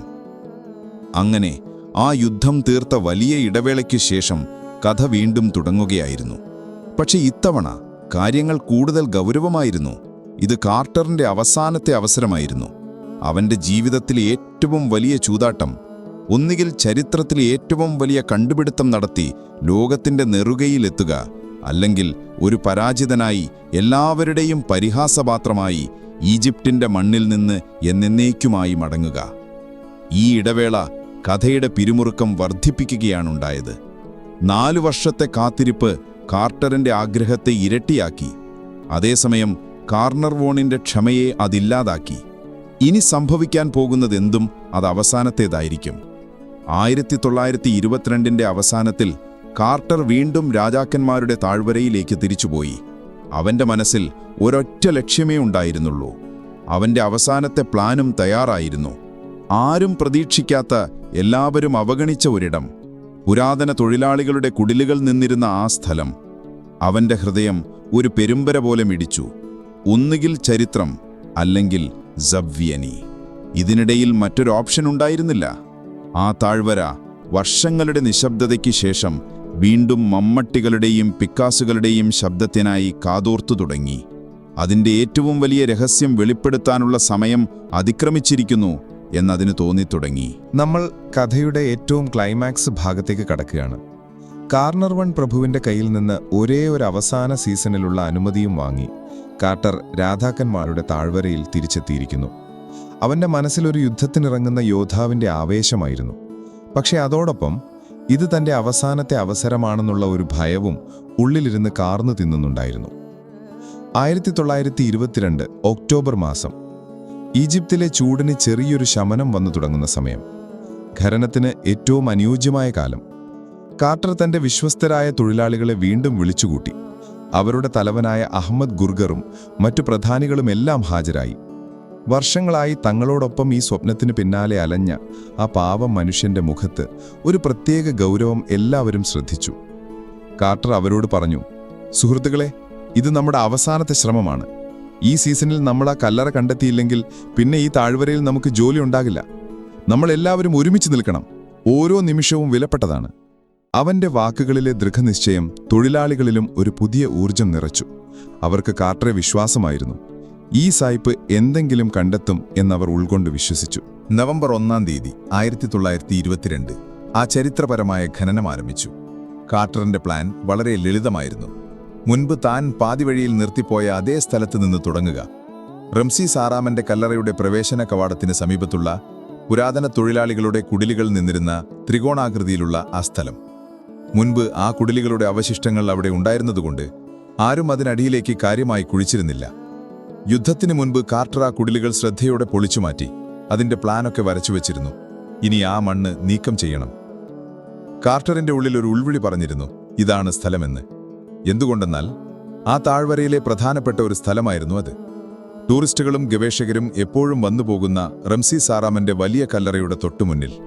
ഇത്രയും പരസ്യമായ ഒരിടത്ത് ആരും കാണാതെ ഒരു കല്ലറ ഒളിഞ്ഞിരിക്കുമെന്ന് ആരും ചിന്തിക്കില്ല. അത് തന്നെയായിരിക്കാം അതിന്റെ ഏറ്റവും വലിയ സുരക്ഷയും. തൂത്തൻഖാമന്റെ കല്ലറ പണിതവർ അത് ലോകത്തിന്റെ കണ്ണിൽ നിന്നും മറയ്ക്കാൻ മനഃപൂർവ്വം അതിന്റെ മുകളിൽ പണിക്കാർക്കുള്ള കുടിലുകൾ കെട്ടിപ്പൊക്കിയതാവാം എന്നായിരുന്നു കാർട്ടറിന്റെ സിദ്ധാന്തം. അതൊരു ഭ്രാന്തൻ തിയറിയായിരുന്നു. പക്ഷേ കാർട്ടറിന് ഇപ്പോൾ അങ്ങനെയുള്ള തിയറികളിൽ മാത്രമേ പ്രതീക്ഷയുണ്ടായിരുന്നുള്ളൂ. തൊഴിലാളികൾ പണി തുടങ്ങി. മമ്മട്ടിയും പിക്കാസും ഉപയോഗിച്ച് അവർ മണ്ണും കല്ലും നീക്കം ചെയ്യാൻ തുടങ്ങി. കുട്ടികൾ ചെറിയ കുട്ടകളിൽ ആ മണ്ണ് ചുമന്ന് ദൂരേക്ക് കൊണ്ടുപോയി. കാർട്ടർ ഒരു നിഴൽ പോലെ അവരുടെ കൂടെ തന്നെ നിന്നു. അവന്റെ കണ്ണുകൾ ഒരു സൂചിക്കുഴലിലൂടെ എന്നോണം ഓരോ മൺതരിയെയും മരിച്ചുപിറക്കി. ദിവസം 1 കഴിഞ്ഞു, ഒന്നും കിട്ടിയില്ല. ദിവസം 2 കഴിഞ്ഞു, അന്നും നിരാശയായിരുന്നു ഫലം. ദിവസം 3 കഴിഞ്ഞു. കാർട്ടറിന്റെ നെഞ്ചടിപ്പ് കൂടാൻ തുടങ്ങി. തന്റെ അവസാനത്തെ പ്രതീക്ഷയും അസ്തമിക്കുകയാണോ? തന്റെ സിദ്ധാന്തം തെറ്റായിരുന്നോ? അവൻ കാർണർവോൺ പ്രഭുവിന് അയക്കാനുള്ള പരാജയം സമ്മതിക്കുന്ന ടെലിഗ്രാമിന്റെ വാക്കുകൾ മനസ്സിൽ കുറിക്കാൻ തുടങ്ങി. അന്നു വൈകുന്നേരം പണി നിർത്താറായപ്പോൾ തൊഴിലാളികളെല്ലാം ക്ഷീണിച്ച് അവശരായിരുന്നു. നാളെയും ഇതുതന്നെ ആവർത്തിക്കുക. ഒരു ഫലവുമില്ലാതെ അവരുടെ മുഖത്തും നിരാശ പടർന്നു തുടങ്ങിയിരുന്നു. 1922 നവംബർ 4 തീയതി രാവിലെ. അതൊരു സാധാരണ ദിവസം പോലെയാണ് തുടങ്ങിയത്. തൊഴിലാളികൾ പതിവ് പോലെ പണി തുടങ്ങി. കാർട്ടർ തന്റെ ക്യാമ്പിൽ നിന്ന് ഖനനം നടക്കുന്ന സ്ഥലത്തേക്ക് വരുമ്പോഴാണ് അവിടെ ഒരു അസ്വാഭാവികമായ നിശബ്ദത ശ്രദ്ധിച്ചത്. സാധാരണ കേൾക്കുന്ന മമ്മട്ടിയുടെ ശബ്ദമോ തൊഴിലാളികളുടെ സംസാരമോ കേൾക്കുന്നില്ല. എല്ലാവരും ഒരിടത്ത് കൂട്ടം കൂടി നിൽക്കുന്നു. കാർട്ടറിന്റെ നെഞ്ചൊന്ന് കാളി. എന്തെങ്കിലും അപകടം പറ്റിയോ? അവൻ വേഗത്തിൽ അങ്ങോട്ട് നടന്നു. അവൻ അടുത്തെത്തിയപ്പോൾ തൊഴിലാളികൾ അവന് വഴിയൊരുക്കി. നടുവിൽ അവരുടെ തലവൻ അഹമ്മദ് ഗുർഗർ നിൽക്കുന്നു. അവന്റെ മുഖത്തൊരു പ്രത്യേക ഭാവമായിരുന്നു. അത്ഭുതവും ആവേശവും ഭയവും കലർന്നൊരു ഭാവമായിരുന്നു. എന്താ ഇവിടെ? കാർട്ടർ അക്ഷമയോട് ചോദിച്ചു. അഹമ്മദ് ഒന്നും മിണ്ടിയില്ല. അവൻ നിലത്തേക്ക് വിരൽ ചൂണ്ടി. കാർട്ടർ അങ്ങോട്ട് നോക്കി. അവിടെ അവർ കുഴിച്ചുകൊണ്ടിരുന്ന മണ്ണിൽ ഒരു കല്ല്. അതൊരു സാധാരണ കല്ലായിരുന്നില്ല. അത് വെട്ടിമിനുക്കിയ ഒരു പടിയുടെ മുകൾ ഭാഗമായിരുന്നു. പാറ തുരന്നുണ്ടാക്കിയ ഒരു പടി, എ സ്റ്റെപ്പ്. കാർട്ടറിന് തന്റെ കണ്ണുകളെ വിശ്വസിക്കാനായില്ല. അവൻ മുട്ടുകുത്തി നിന്ന് തന്റെ കൈകൾ കൊണ്ട് ആ പടിക്ക് ചുറ്റുമുള്ള മണ്ണ് പതിയെ നീക്കം ചെയ്തു. അതെ, സംശയമില്ല, അത് ഭൂമിക്കടിയിലേക്ക് പോകുന്ന ഒരു പടിക്കെട്ടിന്റെ ആദ്യത്തെ പടിയാണ്. അവന്റെ ഹൃദയം ഒരു നിമിഷം നിലച്ചുപോയെന്ന് തോന്നി. വർഷങ്ങളുടെ കാത്തിരിപ്പ്, പരാജയങ്ങൾ, പരിഹാസങ്ങൾ, നിരാശകൾ എല്ലാം ആ ഒരൊറ്റ നിമിഷത്തിൽ അലിഞ്ഞില്ലാതാവുകയായിരുന്നു. അവന്റെ സിരകളിലൂടെ ആവേശം ഒരു പ്രവാഹമായി പാഞ്ഞെത്തി. തുടരൂ, അവൻ തൊഴിലാളികളോട് അലറി. മാറ്റാ മണ്ണ് മുഴുവൻ. അടുത്ത മണിക്കൂറുകൾ ഒരു സ്വപ്നം പോലെയായിരുന്നു. തൊഴിലാളികൾ ഒരു ഭ്രാന്തമായ ആവേശത്തോടെ മണ്ണ് മാറ്റി. കാർട്ടർ അവരുടെ കൂടെ കൂടി. ഓരോ പിടി മണ്ണ് മാറുമ്പോഴും ആ പടിക്കെട്ട് താഴേക്ക് വെളിപ്പെട്ടു വന്നു. 1 പടി, 2 പടി, 3 പടി. 12ാമത്തെ പടി എത്തിയപ്പോഴവരുടെ മമ്മട്ടികൾ ഒരു ഭിത്തിയിൽ തട്ടി നിന്നു. ചുണ്ണാമ്പുകല്ലുകൊണ്ട് പ്ലാസ്റ്റർ ചെയ്ത അടച്ചുറപ്പിച്ച ഒരു വാതിൽ. കാർട്ടർ ആ വാതിലിനു മുന്നിൽ തരിച്ചു നിന്നുപോയി. അവന്റെ ശ്വാസം നിലച്ചു. ആ പ്ലാസ്റ്ററിൽ 3300 വർഷങ്ങൾ പഴക്കമുള്ള പുരാതന ഈജിപ്ഷ്യൻ മുദ്രകൾ പതിഞ്ഞിരുന്നു. രാജകീയ ശ്മശാനം സംരക്ഷിക്കുന്ന കാവൽക്കാരായ കഴുകന്റെയും കുറുനരിയുടെയും മുദ്ര. ഇതാണത്. ഇതിൽ സംശയമില്ല. ഇതൊരു കല്ലറയുടെ പ്രവേശന കവാടമാണ്. വർഷങ്ങളായി താൻ സ്വപ്നം കണ്ട, ലോകം മുഴുവൻ ഇല്ലെന്ന് പറഞ്ഞ തൂത്തൻഖാമന്റെ കല്ലറ. പക്ഷേ ഒരു ഭയം അവന്റെ മനസ്സിലേക്ക് ഇരച്ചു കയറി. ആ വാതിലിന്റെ മുകൾ ഭാഗത്ത് ഒരു ചെറിയ ദ്വാരമുണ്ടായിരുന്നു. അത് പിന്നീട് അടച്ചതിന്റെ ലക്ഷണങ്ങളും കാണാം. അതിനർത്ഥം പുരാതന കാലത്ത് കള്ളന്മാർ ഒരിക്കൽ ഈ കല്ലറയിൽ കടന്നിട്ടുണ്ട് എന്നാണോ? താൻ ഇത്രയും കാലം കാത്തിരുന്നത് ഒരു കാലിയായ കല്ലറ കണ്ടെത്താനാണോ? ആ ചോദ്യം അവന്റെ ആവേശത്തെ ചെറുതായി തണുപ്പിച്ചു. പക്ഷേ ഒരു കാര്യം ഉറപ്പായിരുന്നു. താൻ ചരിത്രത്തിന്റെ വാതിൽക്കലാണ് നിൽക്കുന്നത്. കൊള്ളിയടിക്കപ്പെട്ടാലും ഇല്ലെങ്കിലും ഇതൊരു വലിയ കണ്ടെത്തലാണ്. അവൻ ഉടൻ തന്നെ ആ പടിക്കെട്ട് വീണ്ടും മണ്ണുവെച്ചു മൂടാൻ തൊഴിലാളികളോട് കൽപ്പിച്ചു. ഈ രഹസ്യം പുറത്തറിയരുത്. കാർണർവോൺ പ്രഭുവിനെ അറിയിക്കണം. അദ്ദേഹം വന്നിട്ട് വേണം ഈ വാതിൽ തുറക്കാൻ. അന്നു രാത്രി അവൻ തന്റെ ജീവിതത്തിലെ ഏറ്റവും പ്രധാനപ്പെട്ട ടെലഗ്രാം കാർണർവോൺ പ്രഭുവിന് അയച്ചു. അതിൽ ഇങ്ങനെയായിരുന്നു എഴുതിയിരുന്നത്: At last have made wonderful discovery in valley, a magnificent tomb with seals intact, recovered same for your arrival. Congratulations. ഒടുവിൽ താഴ്വരയിൽ ഒരു അത്ഭുതകരമായ കണ്ടെത്തൽ നടത്തിയിരിക്കുന്നു. മുദ്രകൾ പൊട്ടിക്കാത്ത ഒരു ഗംഭീരമായ കല്ലറ. അങ്ങയുടെ വരവിനായി അത് വീണ്ടും മൂടിയിരിക്കുന്നു. ആശംസകൾ. ആ ടെലഗ്രാം അയച്ച ശേഷം കാർട്ടർ തന്റെ ജീവിതത്തിലെ ഏറ്റവും വലിയ കാത്തിരിപ്പിന് തയ്യാറെടുത്തു. കാർണർവോൺ പ്രഭു ഇംഗ്ലണ്ടിൽ നിന്ന് കപ്പൽ കയറി ഈജിപ്തിലെത്താൻ 3 ആഴ്ചയെങ്കിലും എടുക്കും. ആ 3 ആഴ്ച ലോകത്തിലെ ഏറ്റവും വലിയ രഹസ്യത്തിന് കാവലിരിക്കുക എന്നതായിരുന്നു അവന്റെ ദൗത്യം. എന്തുകൊണ്ടാണെന്നോ, രാജാക്കന്മാരുടെ താഴ്വര അക്കാലത്ത് ഒരുമാതിരി ചന്ത പോലെയായിരുന്നു. പല രാജ്യങ്ങളിൽ നിന്നുള്ള പുരാവസ്തു ഗവേഷകർ, പത്രപ്രവർത്തകർ, ടൂറിസ്റ്റുകൾ, പിന്നെ കള്ളന്മാരും പുരാവസ്തു കച്ചവടക്കാരും. തൂത്തൻഖാമന്റെ കല്ലറ കണ്ടെത്തിയെന്ന് ഒരു ചെറിയ മണം കിട്ടിയാൽ മതി. പിറ്റേന്ന് ലോകം മുഴുവൻ അതൊരു വലിയ വാർത്തയാകും. ആളുകൾ ഇങ്ങോട്ട് ഇരച്ചുകയറും. ഈജിപ്ഷ്യൻ സർക്കാർ ചിലപ്പോൾ ഇടപെട്ട് ഖനനം അവരുടെ നിയന്ത്രണത്തിലാക്കും. കാർട്ടറിനും കാർണർവോനും ആ കണ്ടെത്തലിന്റെ മേലുള്ള എല്ലാ അവകാശവും നഷ്ടപ്പെടും. അതുകൊണ്ട് കാർട്ടർ വളരെ തന്ത്രപരമായിട്ടാണ് കാര്യങ്ങൾ നീക്കിയത്. ആ പടികൾ കണ്ടെത്തിയ ഉടൻ തന്നെ തന്റെ വിശ്വസ്തരായ തൊഴിലാളികളോട് അത് വീണ്ടും മണ്ണും കല്ലും വെച്ച് പഴയതുപോലെ മൂടാൻ പറഞ്ഞു. മുകളിൽ കുറച്ച് പഴയ ഉപകരണങ്ങളൊക്കെ കൊണ്ടിട്ടു. പുറമേ നിന്ന് നോക്കിയാൽ അവിടെ ഒരു പണിയും നടന്നിട്ടില്ലെന്ന് തോന്നും. അവൻ തന്റെ തൊഴിലാളികളെ വിളിച്ചുകൂട്ടി. അവരെല്ലാം പാവപ്പെട്ടവരായിരുന്നു. ഒരു ചെറിയ കാശിനു വേണ്ടി അവർ ഈ രഹസ്യം പുറത്തു പറഞ്ഞേക്കാം. കാർട്ടർ അവരോട് പറഞ്ഞു, നമ്മളൊരു വലിയ നിധിയുടെ വാതിൽക്കലാണ് നിൽക്കുന്നത്. ഇത് പുറത്തറിഞ്ഞാൽ എല്ലാം നശിക്കും. നിങ്ങൾ വാ തുറക്കാതിരുന്നാൽ ഈ സീസൺ കഴിയുമ്പോൾ നിങ്ങൾക്കെല്ലാവർക്കും ഞാൻ വലിയൊരു ബോണസ് തരും. ആ വാക്ക് കേട്ടപ്പോൾ അവരെല്ലാം തലകുലുക്കി സമ്മതിക്കൂ. അവർക്ക് കാർട്ടറെ വിശ്വാസമായിരുന്നു. അങ്ങനെ ലോകം മുഴുവൻ ഉറങ്ങുമ്പോൾ ഈജിപ്തിലെ ആ മരുഭൂമിയിൽ കുറച്ചാളുകൾ മാത്രം ഒരു വലിയ രഹസ്യം നെഞ്ചിലേറ്റി കഴിഞ്ഞു. കാർട്ടർ എല്ലാ ദിവസവും രാവിലെ ഖനന സ്ഥലത്തേക്ക് വരും. ഒന്നും സംഭവിക്കാത്തതുപോലെ അവിടെയൊക്കെ ഒന്ന് കറങ്ങി നടക്കും. പക്ഷേ അവന്റെ ഉള്ളിലൊരു അഗ്നിപർവ്വതം പുകയുകയായിരുന്നു.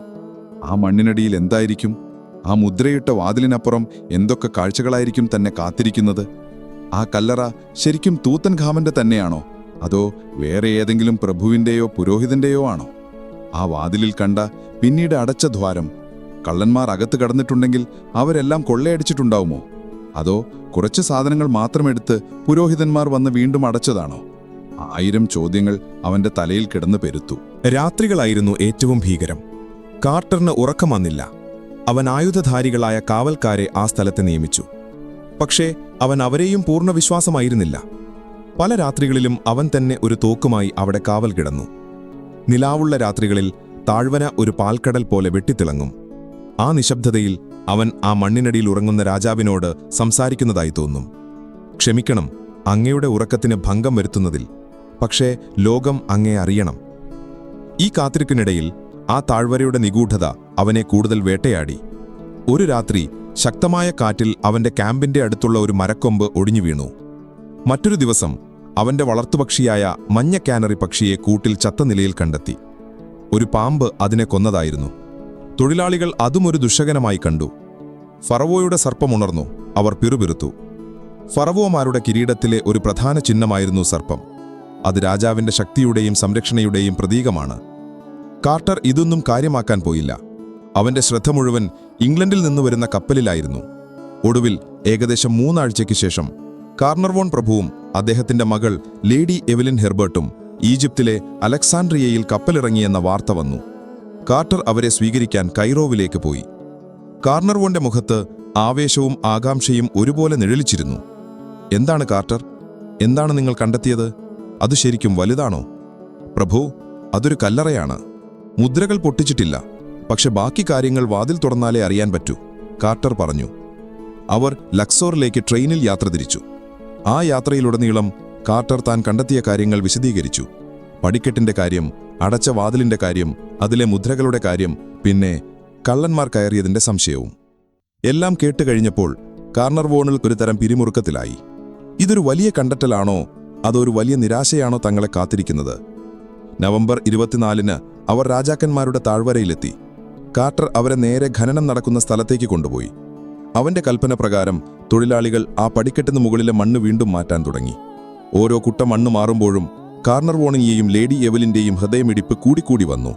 അവസാനം ആ 12 പടികളും അതിനൊടുവിലെ ആ മനോഹരമായ മുദ്രവച്ച വാതിലും അവരുടെ കൺമുന്നിൽ തെളിഞ്ഞു വന്നു. കാർണർവോൺ അത്ഭുതത്തോടെ അതിലേക്ക് നോക്കി നിന്നു. കാർട്ടർ പറഞ്ഞത് ശരിയാണ്. ഇതൊരു രാജകീയ കല്ലറയുടെ പ്രവേശന കവാടം തന്നെയാണ്. ആ പുരാതന മുദ്രകൾ കണ്ടപ്പോൾ അദ്ദേഹത്തിന്റെ കണ്ണുകൾ വിടർന്നു. ഇത് അവിശ്വസനീയമാണ് കാർട്ടർ, അദ്ദേഹം പറഞ്ഞു. ലേഡി എവലിൻ, സാഹസികയായ ആ യുവതി, ആവേശത്തോടെ ആ പടികളിറങ്ങി വാതിലിന്റെ അടുത്തുപോയി നിന്നു. 3300 വർഷത്തെ നിശബ്ദതയെ ഭേദിക്കാൻ പോകുന്നതിന്റെ ഒരു ഉൾക്കിടലം അവൾക്കും തോന്നി. ഇനി ഒരേയൊരു കടമ്പയെ ബാക്കിയുണ്ടായിരുന്നുള്ളൂ, ആ വാതിൽ തുറക്കുക. കാർട്ടർ തന്റെ വിശ്വസ്തനായ സഹായി ആർതർ കാലണ്ടറെ വിളിച്ചു. അവർ ഒരുമിച്ച് ആ വാതിലിന്റെ മുകൾ ഭാഗത്ത്, കള്ളന്മാർ മുൻപ് തുറന്നതെന്ന് സംശയിക്കുന്ന ഭാഗത്ത് ഒരു ചെറിയ ദ്വാരമുണ്ടാക്കാൻ തുടങ്ങി. അവരുടെ ഉളിയും ചുറ്റികയും ആ പുരാതന പ്ലാസ്റ്ററിൽ തട്ടുമ്പോൾ ഉണ്ടാകുന്ന ശബ്ദം ആ നിശബ്ദമായ താഴ്വരയിൽ മുഴങ്ങി. ഓരോ അടിയിലും എല്ലാവരുടെയും ശ്വാസം അടക്കിപ്പിടിച്ചിരിക്കുകയായിരുന്നു. അതൊരു സാധാരണ വാതിൽ തുറക്കലായിരുന്നില്ല. അത് കാലത്തിന്റെ ഒരു വാതിലായിരുന്നു. നൂറ്റാണ്ടുകളായി അടഞ്ഞുകിടന്ന ഒരു രഹസ്യലോകത്തേക്കുള്ള പ്രവേശനം. ആ വാതിലിനപ്പുറം എന്തായിരിക്കും? സ്വർണത്തിന്റെ മലകളോ? അതോ പൊടിയും മാറാലിയും നിറഞ്ഞ ഒരു ശൂന്യതയോ? അതോ ആരും പ്രതീക്ഷിക്കാത്ത മറ്റെന്തെങ്കിലും? ആ നിമിഷത്തിന്റെ ഭാരം താങ്ങാനാവാതെ കാർണർവോൺ ചോദിച്ചു, "ക്യാൻ യു സീ എനിത്തിങ്?" നിങ്ങൾക്ക് എന്തെങ്കിലും കാണാൻ കഴിയുന്നുണ്ടോ? കാർണർവോൺ വീണ്ടും ചോദിച്ചു, "well, can you see anything? എന്താ, നിനക്ക് വല്ലതും കാണാൻ പറ്റുന്നുണ്ടോ?" കുറച്ചു നിമിഷത്തെ സമ്പൂർണ്ണ നിശബ്ദതയ്ക്ക് ശേഷം കാർട്ടർ ഒരുതരം മരവിച്ച അവസ്ഥയിൽ കഷ്ടപ്പെട്ട് വാക്കുകൾ പുറത്തെടുത്തു. "Yes, wonderful things. അതെ, അത്ഭുതകരമായ കാഴ്ചകൾ." ആ വാക്കുകൾ ചരിത്രത്തിൽ തങ്കലിപികളാൽ എഴുതപ്പെട്ടു. എന്താണ് കാർട്ടർ ആ ഇരുട്ടിൽ കണ്ടത്? എന്തൊക്കെ അത്ഭുതങ്ങളായിരുന്നു ആ മുറിക്കുള്ളിൽ അവനെ കാത്തിരുന്നത്? അവൻ കണ്ടത് ഒരു സാധാരണ മുറിയായിരുന്നില്ല. അതൊരു നിധികളുടെ കലവറയായിരുന്നു. സ്വർണം, എല്ലായിടത്തും സ്വർണത്തിന്റെ തിളക്കം. മെഴുകുതിരിയുടെ വെളിച്ചത്തിൽ ആ സ്വർണം തീ പിടിച്ചതുപോലെ വെട്ടിത്തിളങ്ങുന്നു. വിചിത്ര രൂപങ്ങളുള്ള മൃഗങ്ങളുടെ സ്വർണപ്രതിമകൾ, വലിയ കട്ടിലുകൾ, സ്വർണം പൊതിഞ്ഞവ. അതിലൊന്നിന് പുള്ളിപ്പുലിയുടെ തല, മറ്റൊന്നിന് പശുവിന്റെ തല. സ്വർണ സിംഹാസനങ്ങൾ, വിലപിടിപ്പുള്ള കല്ലുകൾ പതിപ്പിച്ചത്. വെളുത്ത പെട്ടികൾ, അതിസങ്കീർണമായ കൊത്തുപണികളുള്ളവ. ഒളിച്ചുമാറ്റിയ നിലയിൽ സ്വർണത്തിൽ തീർത്ത വലിയ രഥങ്ങൾ. താമരയുടെ ആകൃതിയിലുള്ള അലബാസ്റ്റർ പാത്രങ്ങൾ. ആ മുറിയിൽ സാധനങ്ങളെല്ലാം വാരി വലിച്ചിട്ടതുപോലെയായിരുന്നു, ഒരടുക്കും ചിട്ടയുമില്ലാതെ. ഒരുപക്ഷെ ആ പുരാതന കള്ളന്മാർ കയറി എല്ലാം അലങ്കോലമാക്കിയതായിരിക്കാം. പക്ഷേ ഒരു കാര്യം ഉറപ്പായിരുന്നു, അവർക്കെല്ലാം കൊണ്ടുപോകാൻ സാധിച്ചില്ല. ഭൂരിഭാഗം നിധിയും അവിടെ തന്നെയുണ്ടായിരുന്നു. കാർട്ടറും കാർണർവോണും ലേഡി എവലിനും ആ കാഴ്ച കണ്ട് സ്തംഭിച്ചുപോയി. അവരൊരു സ്വപ്നലോകത്തെത്തിയതുപോലെ. അവർ കണ്ടുകൊണ്ടിരിക്കുന്നത് സത്യമാണോ എന്ന് അവർക്ക് വിശ്വസിക്കാനായില്ല. കാർട്ടർ തന്റെ ജീവിതം മുഴുവൻ എന്തിനുവേണ്ടിയാണോ അലഞ്ഞത്, അതവന്റെ കൺമുന്നിൽ സങ്കല്പങ്ങൾക്കും അപ്പുറത്തുള്ള ഒരു യാഥാർത്ഥ്യം. ആദ്യത്തെ മുറി, പിന്നീട് ആന്റി ചേംബർ എന്നു പേരിട്ട ആ മുറി അവർ കണ്ടു. പക്ഷേ ആ മുറിയുടെ അങ്ങേയറ്റത്ത് 2 വലിയ മനുഷ്യരൂപത്തിലുള്ള കറുത്ത പ്രതിമകൾ കാവൽ നിൽക്കുന്നത് പോലെ ഒരു കാഴ്ച ഉണ്ടായിരുന്നു. ആ 2 പ്രതിമകൾക്കിടയിൽ മറ്റൊരു അടച്ച വാതിൽ. അതിനർത്ഥം ഇത് വെറും തുടക്കം മാത്രമായിരുന്നു. യഥാർത്ഥ കല്ലറ, രാജാവിനെ അടക്കം ചെയ്ത ആ മുറി, ബറിയൽ ചേംബർ, ആ 2ാമത്തെ വാതിലിനപ്പുറത്താണ്. അവർ കണ്ടെത്തിയത് തൂത്തൻഖാമന്റെ കല്ലറയുടെ മുൻവശം മാത്രമായിരുന്നു. യഥാർത്ഥ നിധി, ഫറവോയുടെ മമ്മി, സ്വർണ്ണ ശവപ്പെട്ടി, അതെല്ലാം ഇനിയും കാണാനിരിക്കുന്നതേയുള്ളൂ. ആ ദിവസം രാജാക്കന്മാരുടെ താഴ്വരയിൽ ആനന്ദത്തിന്റെ ഒരലയൊലിയുണ്ടായി. കാർട്ടർ ഒരു ഹീറോ ആയി മാറി. ലോകം മുഴുവൻ ആ വാർത്ത ആഘോഷിച്ചു. തൂത്തൻഖാമൻ എന്ന പേര് ലോകമെമ്പാടുമുള്ള ഓരോ വീട്ടിലുമെത്തി. കാർട്ടർ, കാർണർവോൺ, ലേഡി എവലിൻ, കാലണ്ടർ എന്നിവർ ആ ചെറിയ ദ്വാരത്തിലൂടെ മാറി മാറി അകത്തേക്ക് നോക്കി. അവരുടെ കണ്ണുകൾക്ക് ആ സ്വർണത്തിൻ്റെ പ്രഭ സഹിക്കാൻ പറ്റുന്നുണ്ടായിരുന്നില്ല. അവരാ വാതിൽ മുഴുവനായി തുറക്കാൻ തീരുമാനിച്ചു. ഓരോ കല്ലും ഓരോ കഷണം പ്ലാസ്റ്ററും ശ്രദ്ധയോടെ ഇളക്കി മാറ്റി. വാതിൽ തുറന്നപ്പോൾ 3300 വർഷം പഴക്കമുള്ള ആ മുറിയിലെ വായു പുറത്തേക്ക് പ്രവഹിച്ചു. അതൊരു സാധാരണ ഗന്ധമായിരുന്നില്ല. കാലപ്പഴക്കത്തിൻ്റെയും ഉണങ്ങിയ പൂക്കളുടെയും സുഗന്ധലേപനങ്ങളുടെയും സ്വർണത്തിൻ്റെയും പിന്നെ നിഗൂഢതയുടെയും ഒരു സമ്മിശ്ര ഗന്ധമായിരുന്നു അത്. അവരൊരു ഇലക്ട്രിക് ബൾബ് അകത്തേക്ക് കടത്തി. ആ വെളിച്ചത്തിൽ ആ മുറിയുടെ യഥാർത്ഥ രൂപം വെളിപ്പെട്ടു. കാർട്ടർ ആദ്യം കണ്ടതിനേക്കാൾ 10 മടങ്ങ് ഗംഭീരമായിരുന്നു അത്. അലങ്കോലമായി കിടക്കുകയാണെങ്കിലും ഓരോ വസ്തുവും ഒരു കലാസൃഷ്ടിയായിരുന്നു. മുറിയുടെ ഒരു വശത്ത് 3 വലിയ സ്വർണത്തിൽ പൊതിഞ്ഞ കട്ടിലുകൾ, ഓരോന്നിനും ഓരോ മൃഗത്തിന്റെ രൂപം. ഒന്ന് സിംഹത്തിന്റെ, ഒന്ന് പശുവിന്റെ, ഒന്ന് ഒരുതരം ഹിപ്പപ്പൊട്ടാമസിന്റെയും മുതലയുടെയും സങ്കരരൂപത്തിന്റെയും.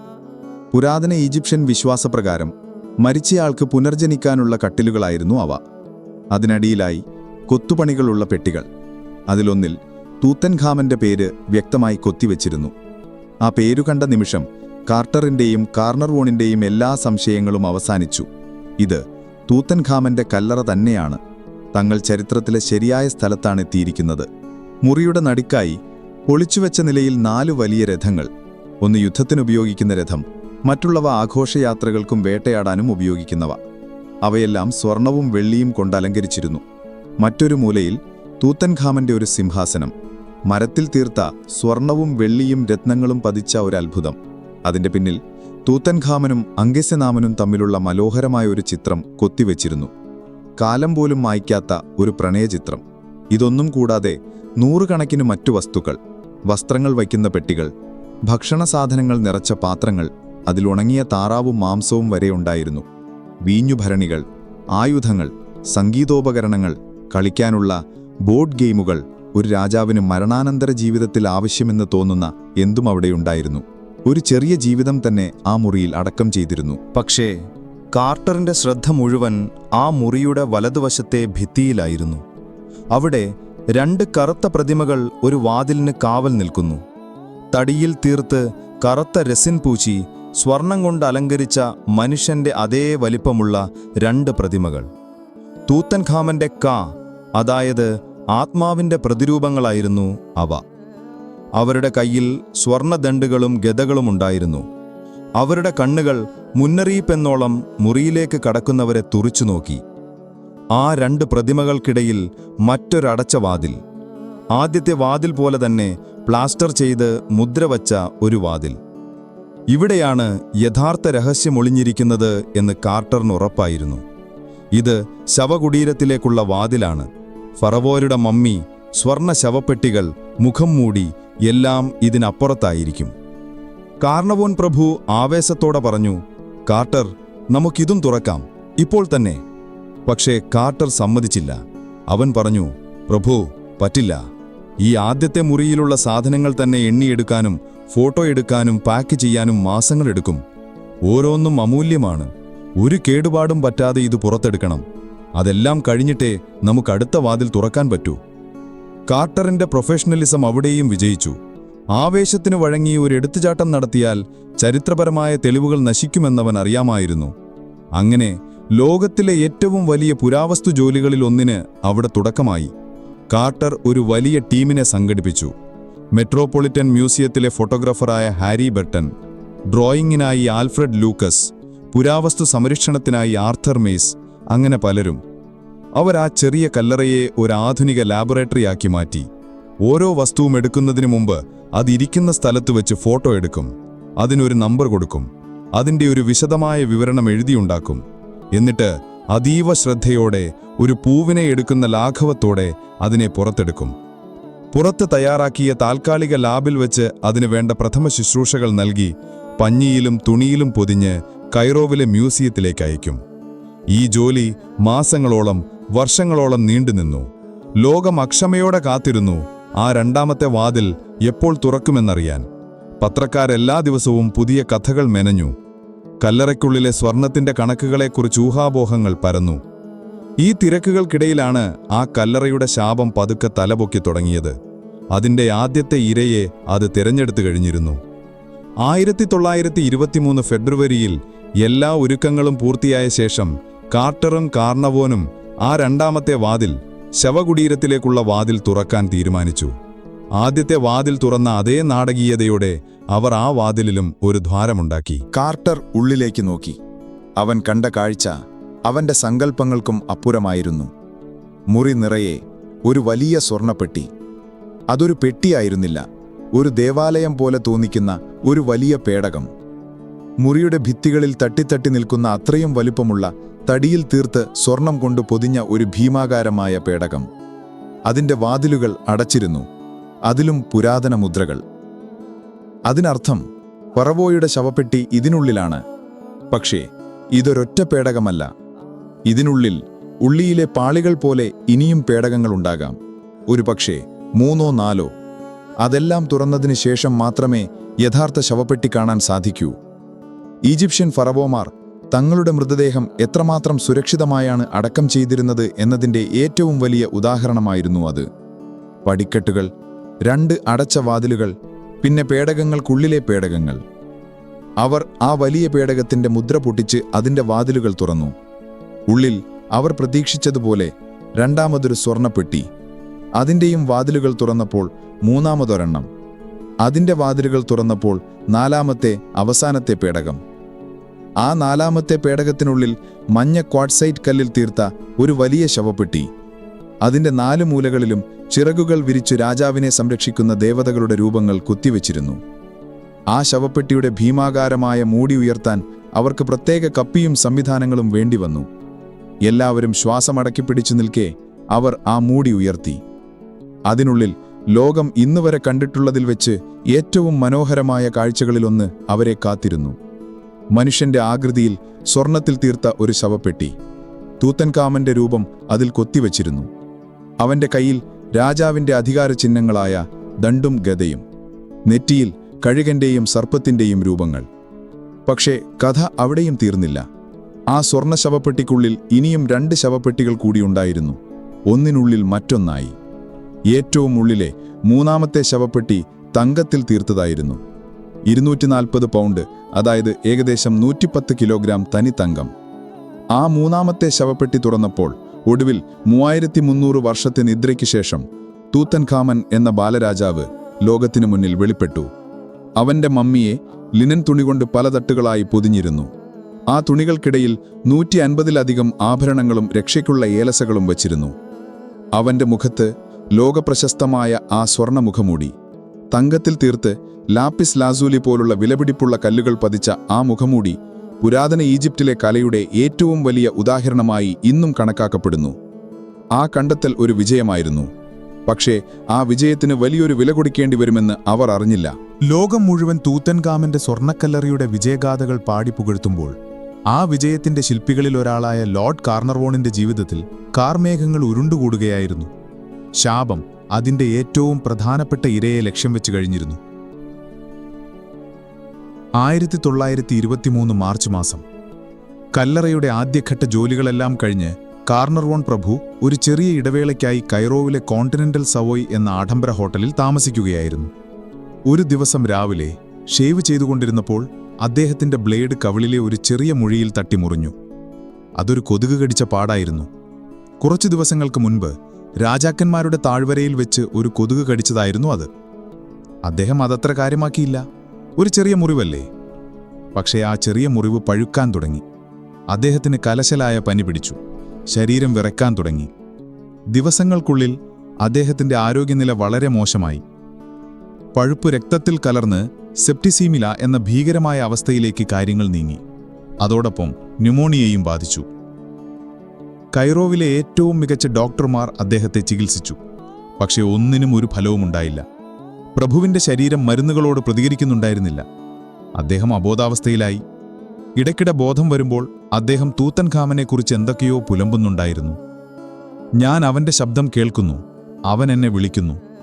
അദ്ദേഹത്തിന്റെ ഭാര്യയും മകൾ ലേഡി എവലിനും അദ്ദേഹത്തിന്റെ കട്ടിലിനരികെ കണ്ണീരോട് കാത്തിരുന്നു. ലണ്ടനിൽ നിന്ന് അദ്ദേഹത്തിന്റെ മകൻ ലോർഡ് പോർച്ചെസ്റ്റർ വിമാനം പിടിച്ച് കൈറോവിലേക്ക് കുതിച്ചു.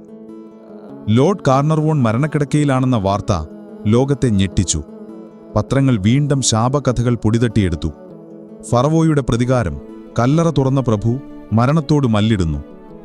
അങ്ങനെയിരിക്കെ 1923 ഏപ്രിൽ 5 പുലർച്ചെ 2 മണിക്ക് ആ സംഭവം നടന്നു. ലോർഡ് കാർണർവോൺ തന്റെ അവസാന ശ്വാസം വലിച്ചു. അദ്ദേഹത്തിന്റെ മകൻ ലോർഡ് പോർച്ചെസ്റ്റർ ആ സമയത്ത് മുറിയിലുണ്ടായിരുന്നു. അദ്ദേഹം പിന്നീട് പറഞ്ഞതിങ്ങനെയാണ്: അച്ഛൻ അവസാനമായി കണ്ണു തുറന്നു. എന്നിട്ട് വളരെ വ്യക്തമായി ചോദിച്ചു, ഇവിടെ എന്തൊരു ശബ്ദം? പിന്നെ എല്ലാം കഴിഞ്ഞു, ഞാൻ പോകുകയാണ് എന്നു പറഞ്ഞു. ആ നിമിഷം മുറിയിലെ വിളക്കുകൾ അണഞ്ഞു. കൈറോ നഗരം മുഴുവൻ ഇരുട്ടിലായി. അതെ, നിങ്ങൾ കേട്ടത് ശരിയാണ്. ലോർഡ് കാർണർവോൺ മരിച്ച അതേ നിമിഷം കൈറോ നഗരത്തിലെ വൈദ്യുതി നിലച്ചു. നഗരം മുഴുവൻ കുറച്ചു നിമിഷത്തേക്ക് കൂരിരുട്ടിൽ മുങ്ങി. അതൊരു യാദൃച്ഛികമായ പവർ കട്ടായിരുന്നോ? അതോ ഒരു പ്രഭുവിന്റെ മരണത്തിൽ ഒരു പുരാതന നഗരം അനുശോചിച്ചതാണോ? ശാപത്തിൽ വിശ്വസിക്കുന്നവർക്ക് അതൊരു വലിയ തെളിവായിരുന്നു. പക്ഷെ കഥ അവിടെയും തീർന്നില്ല. അതിനേക്കാൾ വിചിത്രമായ ഒരു സംഭവം ആയിരക്കണക്കിന് മൈലുകൾക്കപ്പുറം ഇംഗ്ലണ്ടിലെ ഹൈക്ലെയർ കാസിലിൽ നടക്കുകയായിരുന്നു. അങ്ങനെയിരിക്കെ 1923 ഏപ്രിൽ 5 പുലർച്ചെ 2 മണിക്ക് ആ സംഭവം നടന്നു. ലോർഡ് കാർണർവോൺ തന്റെ അവസാന ശ്വാസം വലിച്ചു.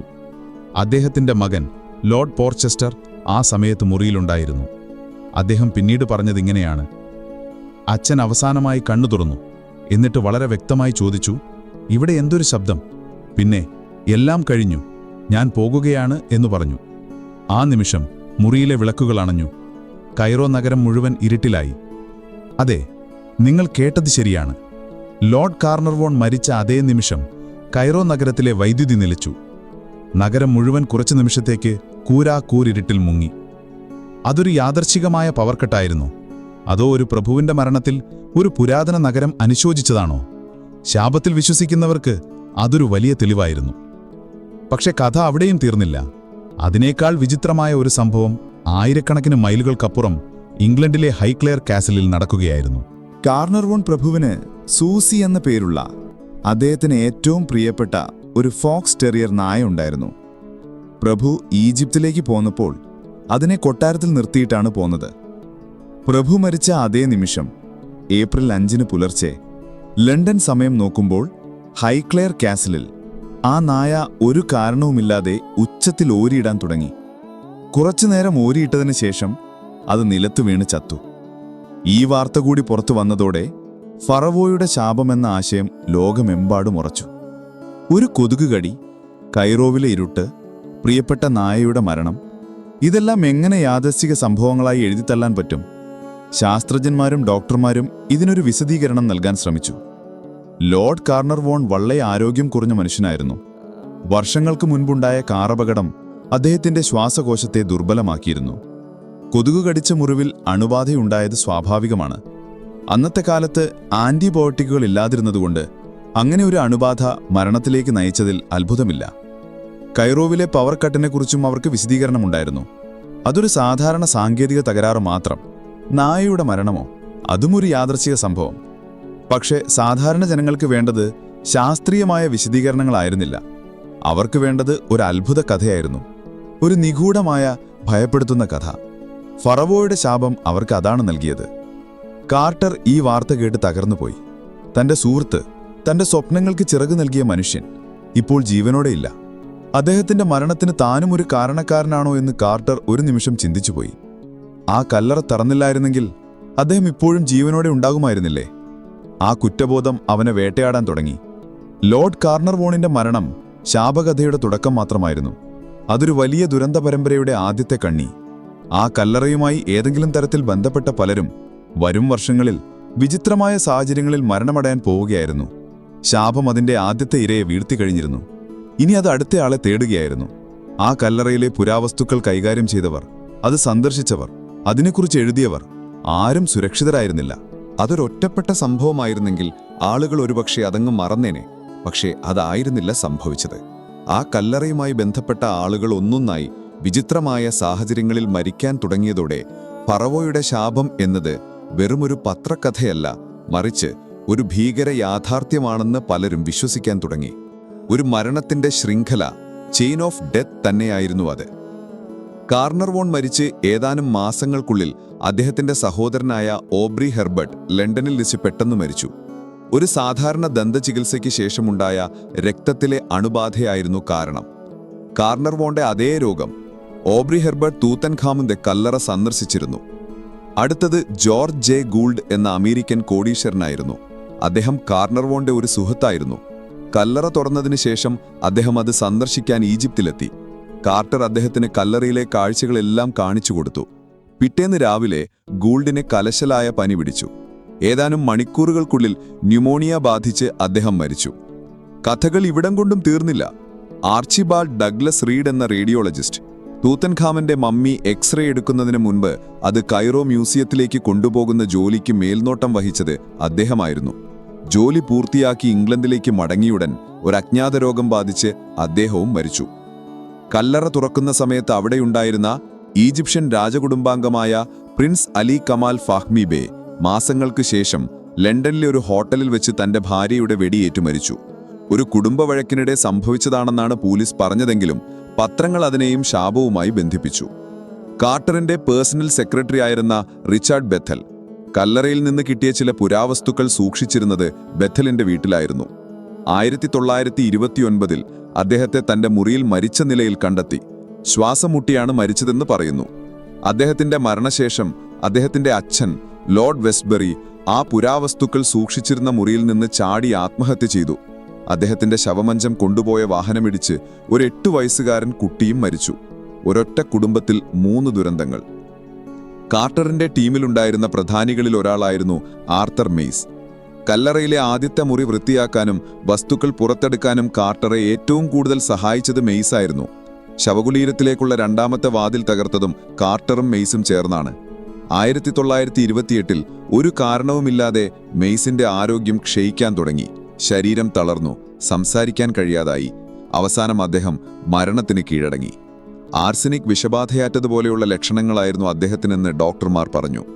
ഇങ്ങനെ ഏകദേശം ഒരു 12-ലധികം ആളുകൾ കല്ലറ തുറന്നതിന് ശേഷമുള്ള 10 വർഷത്തിനുള്ളിൽ അതുമായി നേരിട്ടോ അല്ലാതെയോ ബന്ധമുണ്ടായിരുന്ന പലരും അകാലത്തിൽ മരണമടഞ്ഞു.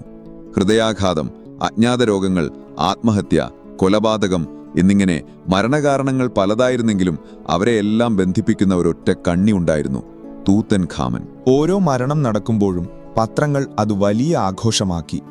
ശാപകഥകൾക്ക് പുതിയ പുതിയ ഭാവനകൾ നൽകി. ആളുകൾ ഭയക്കാൻ തുടങ്ങി.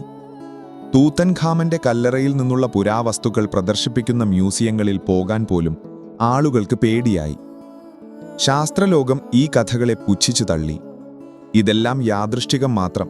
പ്രായമായവരും ആരോഗ്യമില്ലാത്തവരുമാണ് മരിച്ചവരിൽ ഭൂരിഭാഗവും. അക്കാലത്തെ വൈദ്യശാസ്ത്രം ഇന്നത്തെ പോലെ വികസിച്ചിരുന്നില്ല. ഒരു ചെറിയ അണുബാധ പോലും മരണകാരണമാകാമായിരുന്നു. അവർ മറ്റൊരു സിദ്ധാന്തവും മുന്നോട്ടുവച്ചു. കല്ലറയ്ക്കുള്ളിൽ ആയിരക്കണക്കിന് വർഷങ്ങളായി അടഞ്ഞുകിടന്നതുകൊണ്ട് അപകടകാരികളായ ചില പൂപ്പലുകളും ബാക്ടീരിയകളും വളർന്നിട്ടുണ്ടാകാം. ഈ സൂക്ഷ്മാണുക്കൾ ശ്വാസകോശം ദുർബലമായ കാർണർവോനെപ്പോലുള്ളവരുടെ ശരീരത്തിൽ പ്രവേശിച്ച് രോഗമുണ്ടാക്കി മരണത്തിലേക്ക് നയിച്ചതാകാം. ഇതൊരു ശാസ്ത്രീയമായ സാധ്യതയാണ്.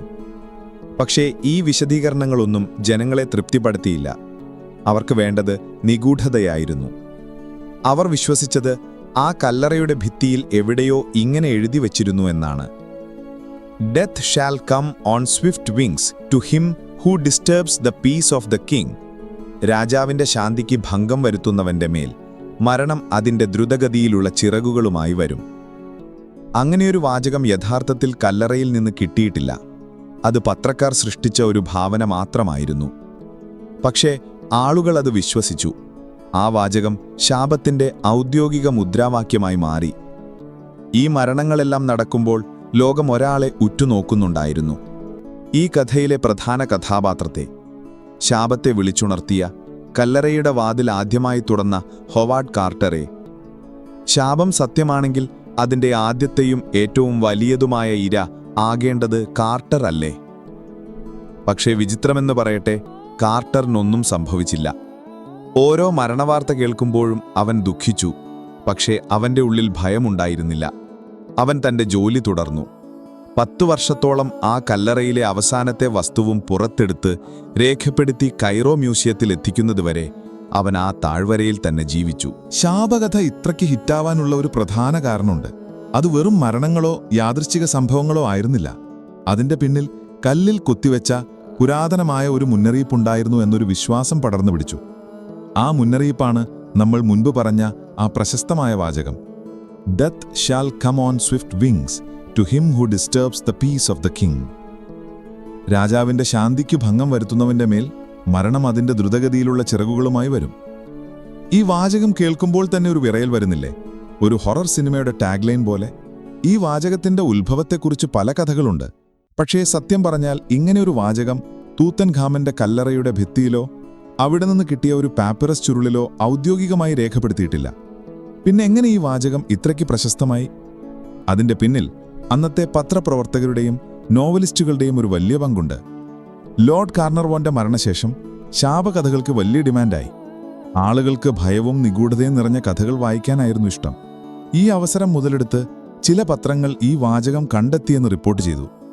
തൂത്തൻഖാമന്റെ കല്ലറയിലെ ഒരു രഹസ്യ അറയിൽ നിന്ന് കിട്ടിയ കളിമൺ ഫലകത്തിൽ അഥവാ ക്ലേ ടാബ്ലറ്റിൽ ഈ ശാപവാക്യം ഹൈറോഗ്ലിഫിക്സിൽ എഴുതി വച്ചിരുന്നു എന്നുവരെ കഥകൾ വന്നു.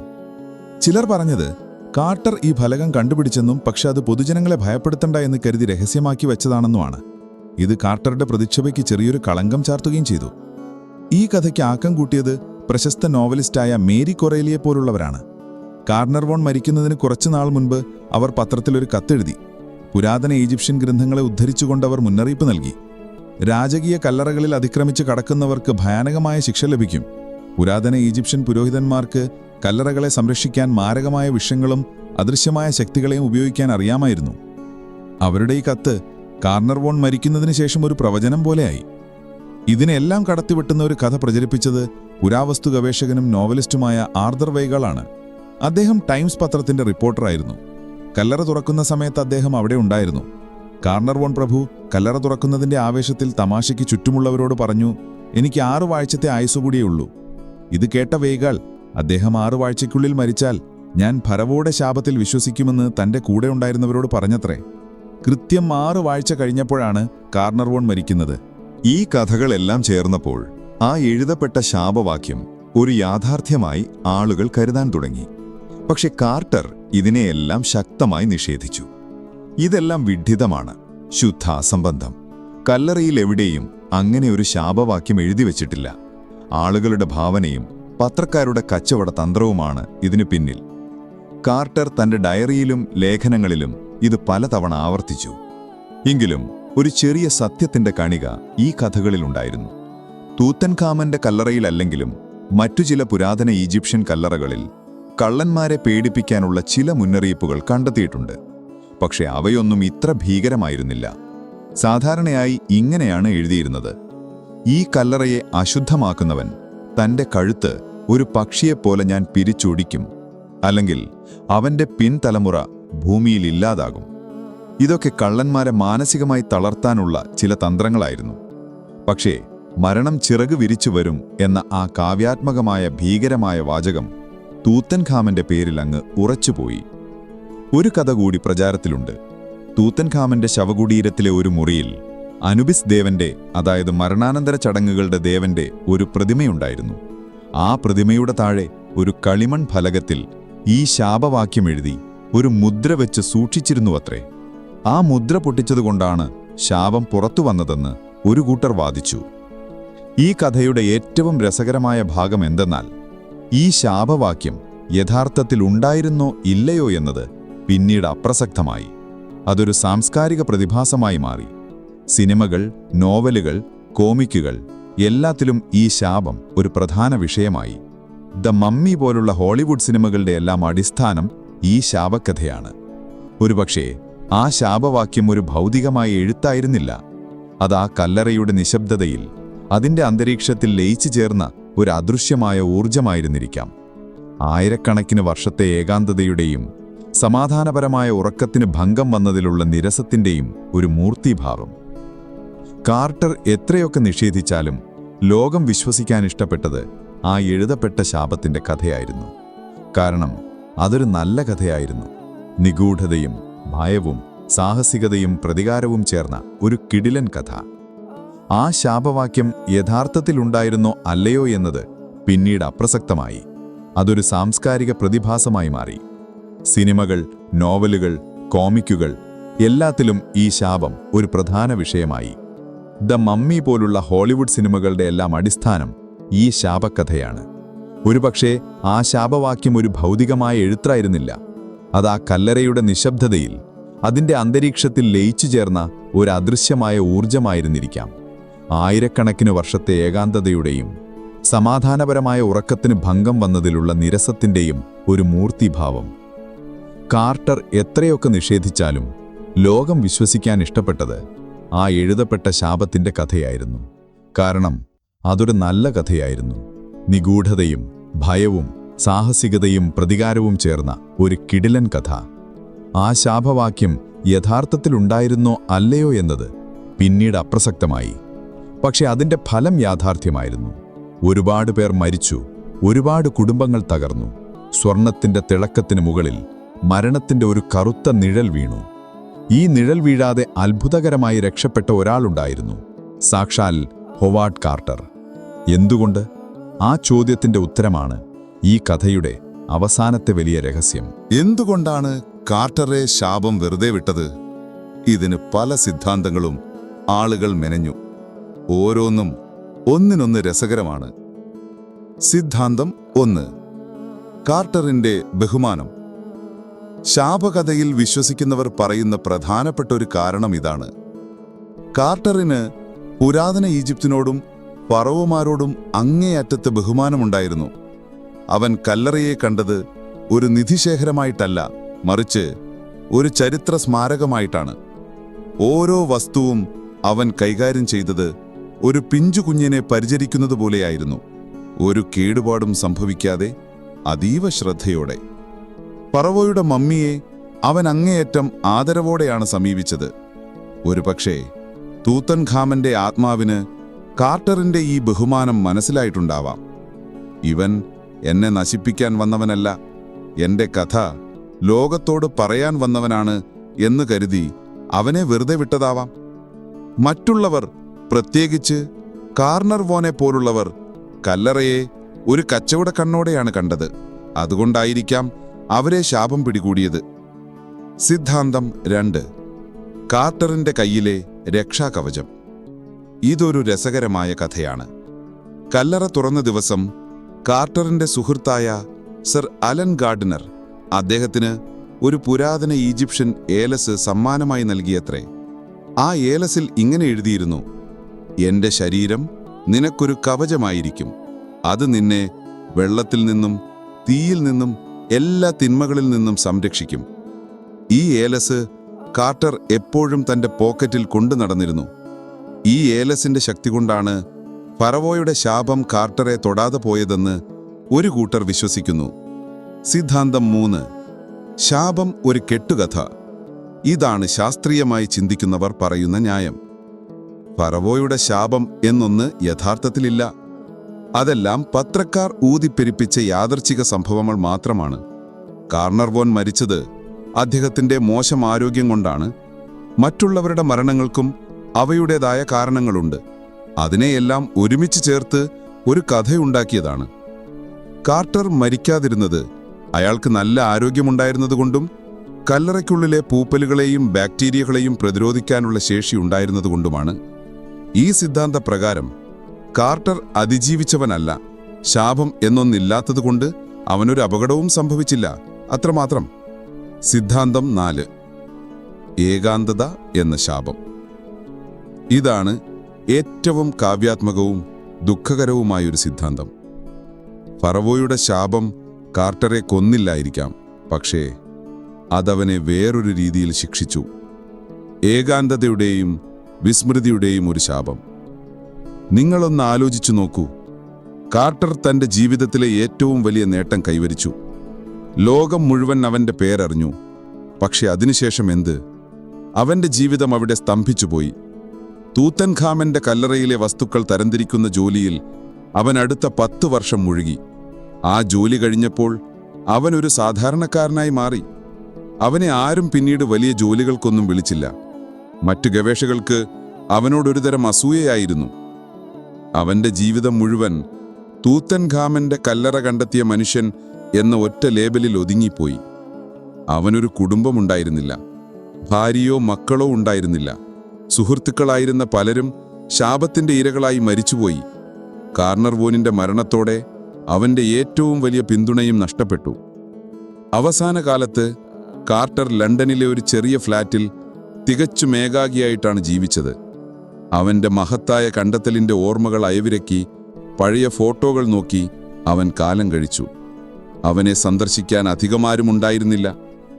അവൻ മരിച്ചപ്പോൾ പോലും അതൊരു വലിയ വാർത്തയായില്ല. ലോകം അവനെ ഏതാണ്ടും മറന്നു തുടങ്ങിയിരുന്നു. ഒരുപക്ഷേ ഇതായിരിക്കാം ഫറവോയുടെ ഏറ്റവും വലിയ പ്രതികാരം. പെട്ടെന്നുള്ളൊരു മരണമല്ല, മറിച്ച് ജീവിച്ചിരിക്കുമ്പോൾ തന്നെ ഒരു ജീവിക്കുന്ന മമ്മിയായി ഓർമ്മകളുടെ ഒരു കല്ലറയിൽ ഒറ്റയ്ക്ക് ജീവിക്കാനുള്ള വിധി. കൊല്ലാതെ കൊല്ലുന്ന ഒരുതരം ശാപം. ഏതാണ് സത്യം എന്ന് നമുക്കറിയില്ല മക്കളെ. ഓരോരുത്തർക്കും അവരവരുടെ വിശ്വാസങ്ങൾ തിരഞ്ഞെടുക്കാം. പക്ഷേ ഒരു കാര്യം ഉറപ്പാണ്, ഹൊവാർഡ് കാർട്ടർ എന്ന ആ ഒറ്റയാണി മനുഷ്യൻ ഈ ശാപകഥയുടെ എല്ലാം നടുവിൽ ഒരു വലിയ ചോദ്യചിഹ്നമായി ഇന്നും നിലനിൽക്കുന്നു. അതന്നെ ശാപം എന്തുകൊണ്ട് തടഞ്ഞില്ല? ആ ചോദ്യത്തിന് ഉത്തരമില്ലാത്തതുകൊണ്ടാണ് ഈ കഥ ഇന്നും ഇത്രയ്ക്ക് ജീവസ്വത്തായി നിലനിൽക്കുന്നത്. അവസാനം കാർട്ടർ തൻ്റെ ജീവിതം കൊണ്ടൊരു കാര്യം തെളിയിച്ചു. ഏറ്റവും വലിയ നിധി സ്വർണമല്ല, ഏറ്റവും വലിയ ശാപം മരണവുമല്ല. ചിലപ്പോൾ ജീവിതം തന്നെയാണ് ഏറ്റവും വലിയ നിധിയും ശാപവും. ഇന്നും രാജാക്കന്മാരുടെ താഴ്വരയിൽ കാറ്റ് വീശുമ്പോൾ അത് ഹൊവാർഡ് കാർട്ടറിന്റെ വിജയഗാഥയാണോ, അതോ ലോർഡ് കാർണർവോന്റെ ദീനരോധനമാണോ, അതുമല്ലെങ്കിൽ തൂത്തൻഖാമന്റെ ആത്മാവിന്റെ നെടുവീർപ്പാണോ എന്ന് ആർക്കും തിരിച്ചറിയാൻ കഴിയില്ല. ഒരുപക്ഷെ അതെല്ലാം ചേർന്നൊരു സംഗീതമായിരിക്കാം അത്. കാലം പോലും മായ്ക്കാത്ത ഒരു ഇതിഹാസത്തിന്റെ അലയൊലികൾ. അപ്പോ ശരിയെന്നാ, നേരെ ഒരുപാടായി. കഥയൊക്കെ കേട്ട് നിങ്ങളും ക്ഷീണിച്ചു കാണും. ഇനി പോയി കിടന്നുറങ്ങിക്കോളേൻ. പക്ഷെ ഉറക്കത്തിൽ സ്വർണ്ണമുഖമൂടിയിട്ട ഒരു രാജാവ് നിങ്ങളെ തേടി വന്നാ പേടിക്കണ്ട. അതീ കഥയുടെ ഒരു ബാക്കിപത്രമായിരിക്കും. ശുഭരാത്രി.